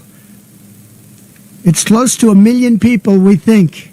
Close to 1 million people were flown in over the border, and she's trying to say, well, we're in favor of borders. She just started this a short while ago. She's even launched a smartphone program that gives fast pass entry to thousands of illegal immigrants, all coming very quickly. You use the Smart Pass and you get immediate access into our country. Can you believe this? And then they're trying to say we believe in borders. They're flying right over our heads, right into the middle states, all over. Every border, and you've heard this, every border, you look at the different states and put another way, every state is a border state now when you think about it, because they just come right past here and they get taken to other states that never even thought of a problem like this. And those are not happy campers. According to a new DHS report, Kamala Harris also lost more than 300,000 migrant children that she allowed to be trafficked into our country. These children are gone. Many of them are dead. And nobody does anything about it. 300,000 children are missing. Can you imagine that? Can you imagine if that were a Trump administration, be the biggest story in history? Nobody even talks about it, just like they don't talk about the fact that Joe Biden got $27 million from different countries. And they don't talk about that, him and his family. Just came out from Congress. Nobody talks about it. I do have some good news, though, for the people standing behind me in particular, and maybe for some of the press that wants to hear good things. The Supreme Court just ruled that you're not allowed to have illegal aliens vote. Just came out just before I walked up. So illegal aliens are officially not allowed to vote in our country. And I give great credit to the Supreme Court. They have great courage in doing what they're doing. It's not easy, but that was one that everybody was hoping for. You know, a vast majority of people agree with that. It's a very small amount of people that don't. Who would want that? So thank you very much. And she's really provided Harris deportation immunity to the vast majority of criminal aliens living inside the United States. They've got immunity. They really have immunity. And importing MS-13 directly into our cities. MS-13 is the most vicious gang we feel. If I ask the sheriffs behind me, I think probably considered the most vicious gangs in the world. Wouldn't you say, Brandon? It's there's never seen anything like it. It's not even believable. I won't tell you about it. It's not even believable. As the DA of San Francisco, Kamala Harris was the godmother of deadly sanctuary cities. She was considered the godmother. All they're doing is protecting criminals, which set loose illegal alien criminals rather than hand them over to ICE, who are doing an incredible job. Under a program Kamala set up, an illegal alien arrested on drug charges in 2008 was set free to enjoy job training. A short time later, that same illegal alien attacked a 29-year-old beautiful young woman, Amanda Kiefer, stealing her purse and fracturing Amanda's skull. It was vicious and horrible, and Amanda's here with us, and I'd love to have Amanda come up and say a few words. Thank you. Hi, I'm Amanda Kiefer. I don't feel like I belong on the stage with the folks here, since I seem to have gotten off kind of easy with just a fractured skull. I didn't lose loved ones, but the night I was walking to dinner in Pacific Heights, it was a nice neighborhood. You wouldn't expect broad daylight for something violent to happen to you on the way to dinner. My purse was stolen, and I stepped into the street, and the car he jumped into came at me. I jumped up on the hood to avoid getting run over, and he floored it and hit the brakes. The police were great. They had caught him and his accomplice in a really short time, because I remember being on a gurney in the hallway of the hospital, and I had to ID them. They were laughing as they fractured my skull. What was really the worst part about it all, though, is when I found out that taxpayer money was paying for job training for this guy who avoided going to prison for the first felony he committed for jobs he couldn't legally hold. It was kind of a wake-up moment for me, and I moved out of San Francisco because I didn't feel safe there. And I don't think our country is going to be safe under Kamala Harris. Thank you very much. Thank you, Amanda. Thank you very much. Story after story. Kamala has called for the abolishing of ICE, the closing of every ICE detention facility, and the releasing of some of the most vicious criminals anywhere in the world by doing so. She supports free health care for illegal immigrants and has promised to give illegals mass amnesty and citizenship, which will obliterate Social Security. Oh, Social Security is going to be obliterated by all of these millions of people that she wants to put on, and also Medicare will be obliterated. I'm going to save Social Security. I'm not going to touch it. We're going to make our country strong, but they're going to obliterate it. She also feels extremely strongly about defund the police. She wants to defund the police. And anytime somebody wants to defund the police, you're never going to get them back to being normal. The police have to be taken care of. They're the best thing we have going to protect us. They know exactly what's going on. When we do deportation, they know every person out there, and they know the middle name, and they know everything about them, and they know all of the bad ones. They know the really bad ones. That'd be a great help. We have to get the criminals out of our country immediately. Kamala is always going to have open borders. If Comrade Harris has the chance, she will allow more than 100 million illegal aliens into our country. Our country will be overrun, and essentially it won't be a country. It will be not governable. With us today are leaders of the National Border Patrol. You've known them, you've met them. I don't have to go over, but I want to just thank them for the incredible job they've done. I've worked so well with them. Paul Perez has been unbelievable. Past President Brandon Judd, unbelievable. Sheriff Mark Daniels, who's been incredible. I watched him on television today. He did a great job of explaining this crazy situation that we're in. Sheriff Chris Heiser. So I want to just say, you're here, and Paul and Brandon, Mark, and everybody, I want to thank you so much. It's incredible the job you do. Such a dangerous job. I came in, I met one of the Border Patrol who was badly wounded. I said, "Are you okay?" It was a while ago. He said, "Yes." I said, "What happened?" "Well, my leg is broken, my arm was broken, my back was broken, my neck was broken, my skull was fractured." He went through a list of things. I said, "That's unbelievable." When we win this November, we will end the Kamala Harris border nightmare once and for all. We'll get it back very strong. We will also end the inflation, a bad economy, and we will be respected very shortly all over the world again as we were by other countries. The choice is simple. Kamala's mass amnesty of criminals or President Trump's mass deportation of criminals. I think that's pretty easy. In addition to all of the other things, there are many other things that are equally as bad but not as obvious. With your vote, we will seal the border, stop the invasion, and launch the largest deportation effort in American history. We will impose tough new sentences on illegal alien criminals. These include a 10-year mandatory minimum sentence for anyone guilty of human smuggling, a guaranteed life sentence for anyone guilty of child trafficking, and a death penalty for anyone guilty of child or woman sex trafficking. We'll also impose the death penalty on major drug dealers and traffickers. In other countries, on their immigration papers, there's a statement that says, "Death for drug traffickers." Big letters, big bold letters, 10 times the size of everything else on the page. I saw it this morning. And those are the countries where they have no problem with drugs. Many of them, actually. We will also impose the death penalty for anyone killing our police, sheriffs, Border Patrol, ICE, or law enforcement officials. The death penalty with a quicker trial, not a trial that lasts for 15 years and everybody gets exhausted.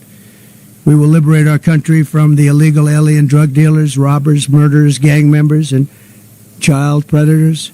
And we will make America safe again for our citizens and make it greater, stronger, better, more beautiful than ever before. And I want to thank you all, and especially our 4 very special people. 4 very special people.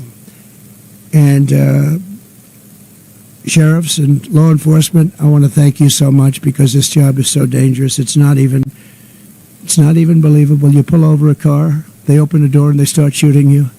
That happened in Long Island with a great young man with an incredible family. I went there. Same thing. So we have to stop it. We have to bring our country back. We have to use common sense. You don't have to be conservative or liberal or progressive, as they like to say now. They don't like the term liberal. Republican, Democrat, it doesn't matter. We have to have strong protection in our country, or our country's going to wither away and die. We need a military. We need our great police to be loved and respected, and they will be again. Right now, if somebody does something that's a little bit on the tough side to stop something that's very bad, they end up losing their pension, their life, their car, their house. They lose their job. They lose everything. We're going to give immunity to many, many people so that they can do the law.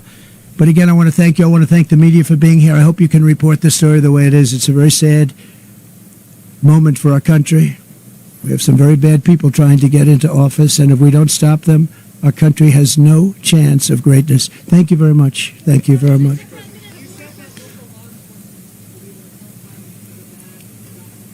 Yeah. We'll work with the locals, and they're going to bring them to us, and we'll get them over the border, and we'll make arrangements with the countries, and the countries will accept them back. And if they don't accept them back, we do no trade with those countries, and we charge them big tariffs.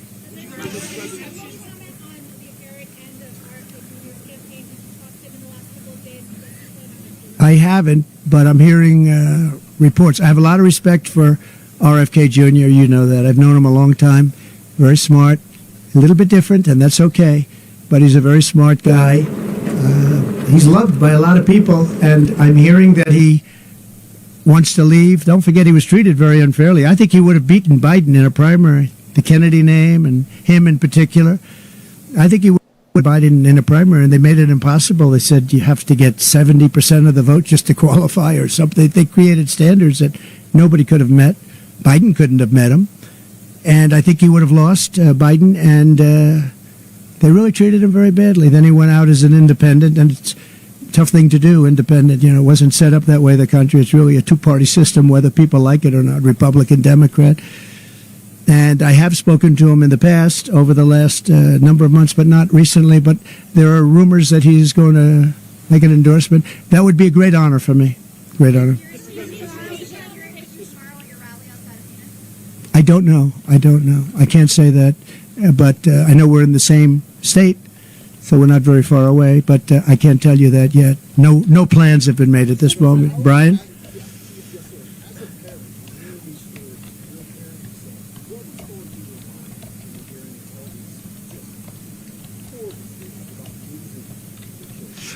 What was going through my mind is that, and I almost hate to say it in front of them, I don't know how they take it. I don't know how they can take it. You understand that? I think probably most of the people standing. No. How do you take it? How do you do it?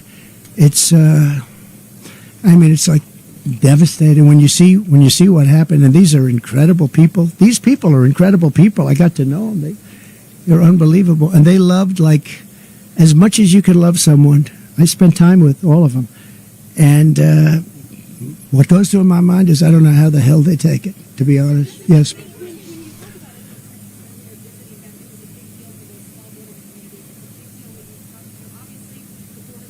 This man is a machine. Always has. Absolute machine.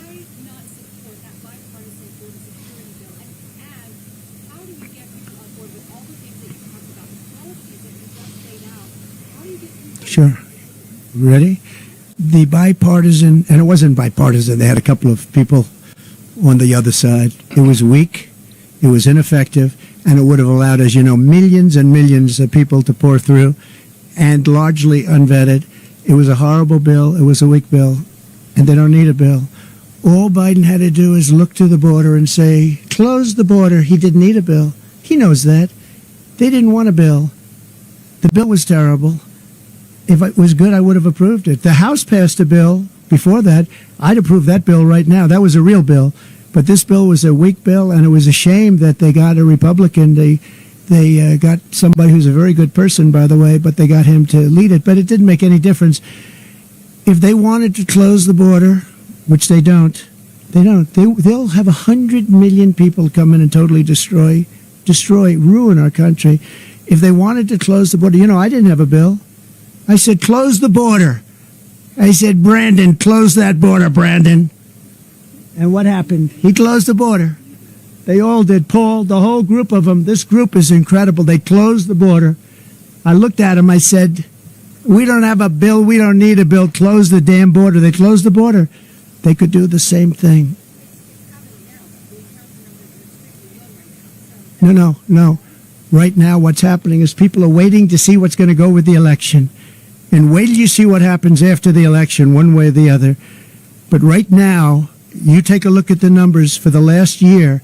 They're horrendous. Absolutely horrendous. And it's also election time, don't forget. They want to put on a little bit of a squeeze. All they do and all they want to do and all they have to do is say, Biden, although I'm not sure, you take a look at, nobody even knows where he is. He's on a beach someplace, but he could even do it from the beach. Close the border. And the border is closed. They will close the border immediately. That's what I did. But we had great people. We've lost a lot of those great people because they want to be respected, and they weren't respected because of this administration. And the worst person in, far worse than Biden, was Kamala. That's why I call her comrade, because she's a radical left person who really wants to have an open border. She'll never close the border. She'll never drill for oil and gas. She's not going to do it. She might do it for a couple of months. She stopped, and that's where the inflation came in. Then she went back to the Trump policy. What they don't say is that if I were there, I'd be now 4 times higher than I was at that moment. But the gasoline prices are still very high right now. But they would have been double if they didn't go back to the Trump policy of drilling. But we would have been close to 4 times higher. We would have been energy dominant. We were energy independent. They would have been energy dominant. But if I want the border closed, if I'm the president, I don't need a bill. I just have to say close the border, and they close the border. To the White House, are you confident that you can reach a consensus with Democrats and how to fix the border? Well, I think right now you look at it, and I'm one that believes that we want to unify our country. But when you have an issue like this where some people, and I don't happen to believe it's the Democrats. I think it's Democrat leaders that want the open borders. I think it's Democrat leaders that say, we don't want voter ID. We talk about elections. I always start, we start with voter ID. We don't want voter ID. He said, no, everything has ID, identification. They said, we don't want any identification. We don't want it. Now, there's only one reason, so we can't even negotiate after that, because they don't want voter ID. So I say to them, why don't you want? Well, we just don't want it. We think it's discriminatory. They have all sorts of excuses. They don't want it because they want to be able to cheat. And we want voter ID. And we want same-day voting. And we want paper ballots. And we want proof of citizenship. Very simple. France did it. France went to 38 million votes, and they did it because they had mail-in ballots, and they were very unsafe, very bad. They had tremendous problems, and they went 2 years ago with an election and worked out incredibly. 10 o'clock in the evening, they had 37 million votes. They were all counted, and there were no problems. That's where our country should go. But the Democrats don't want to go there because it doesn't allow them to cheat. Okay, how about one more? For Daily Mail, today there was a manhunt going on in this county. Somebody made death threats to you. Did you hear about that before coming? No. What are your thoughts coming down here? Some people told me it's dangerous for you to be here. I've heard it's dangerous, but I also have a job to do. I heard it's very dangerous. I haven't heard about that. They probably want to keep it from me. Thank you for telling me. Let's get out of here right now. No, thank you very much for saying. But no, and I have great respect for Secret Service, the job they do, including a month and a half ago when they were jumping on top of me with bullets flying right at them. So mistakes were made, and they're going to learn from the mistakes. But I have great respect. But no, I haven't heard that, but I'm not that surprised. And the reason is because I want to do things that are very bad for the bad guys. So I have heard it's very unsafe to make this trip. There were some people that really didn't want me to make it. Yeah, please. Families and children under your matting. Yeah, we'll work on that. You know, they're missing so many children right now under this administration, over 300,000. Many of them are dead. You know that. Many of them are dead. Many of the hostages in Israel are dead.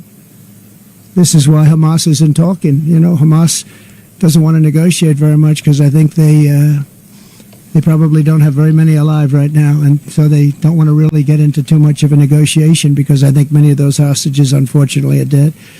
But the 300,000 children that are missing, many of them are dead, and many of them are in sex rings and all sorts of things going on. It's a terrible thing.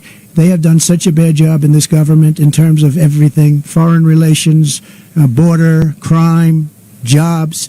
And today you found out that the job numbers are fake on top of everything else. Ladies and gentlemen, thank you very much. Thank you. Yes. But when it comes to something like mass deportation, how does it work with blue states and blue cities that might not be as supportive as some of the folks here? Let me tell you, they're much more supportive than you think. I've watched New York, Eric Adams. I've watched the body language. A lot of people that are in charge of that, they want to straighten it out. They can't live like this. New York has hundreds of thousands of illegal immigrants in their midst. Many of them are very, very hardened criminals. And I've watched the mayors, I've watched governors talking, and it's almost like they're talking because they're demanded from Washington now. They want it out much more than people would understand. They want them out. They don't want to see their cities overrun. New York is overrun, Chicago's overrun. They're all, and you would be surprised. And the people, including Democrats want to have a secure border. Democrats want to have a secure vote. It's the leadership that doesn't. So I think that'll be a very easy situation to solve. Thank you. Thank you very much. Thank you, everybody.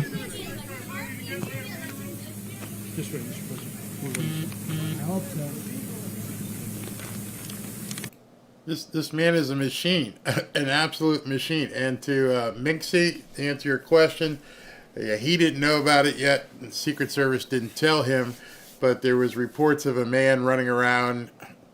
Don't know what the level or extent of the threat was, but he was threatened. So he's heading back to his vehicle right now. Doesn't seem fazed whatsoever. Walking along with Secret Service, Border Patrol, and he's just going to get back to his... It's amazing. Wherever he goes, he's the tallest person there, and that bright hair. I can't imagine. Can't imagine what the burden he must have. Just being out there in the public. It's absolutely crazy. So I want to tell you about something as we walk. I don't want to cut away till I see him actually safe in the car. God forbid something happens, but if they cut the feed, then I won't be able to see it. But somebody had posted in the chat that the media is probably at this point going to say that he exploited these families. And my response to that is he didn't exploit these families. He brought awareness to these families. You have to wonder, until now, how many people even knew about what some of these people had gone through. We had heard about the young 12-year-old girl. A lot of people knew about that. I guess he's gone at this point, so we can cut. All right, so they've cut. We knew about that. I didn't know about the woman, the pretty blonde lady who got run over and tossed off the hood of a car and they cracked her skull. Didn't know that. Didn't hear about that. Obviously, we heard about the woman, the blonde lady who came out, the mother of the daughter who got stuffed into a drain pipe. But one of the things that they talked about is something that we hadn't heard, is some of the details on all of this in terms of, I didn't know she was basically stuffed into a drain pipe. I didn't know that these two guys that did 12-year-old Jocelyn that bad had ankle bracelets and were known, basically not supposed to be here. The media doesn't want you talking about this. The media doesn't want you even referring to this. Let me just cut for a second. Let's let you know. Back here this of guy the DNC. hasn't left yet. He's still taking more questions out in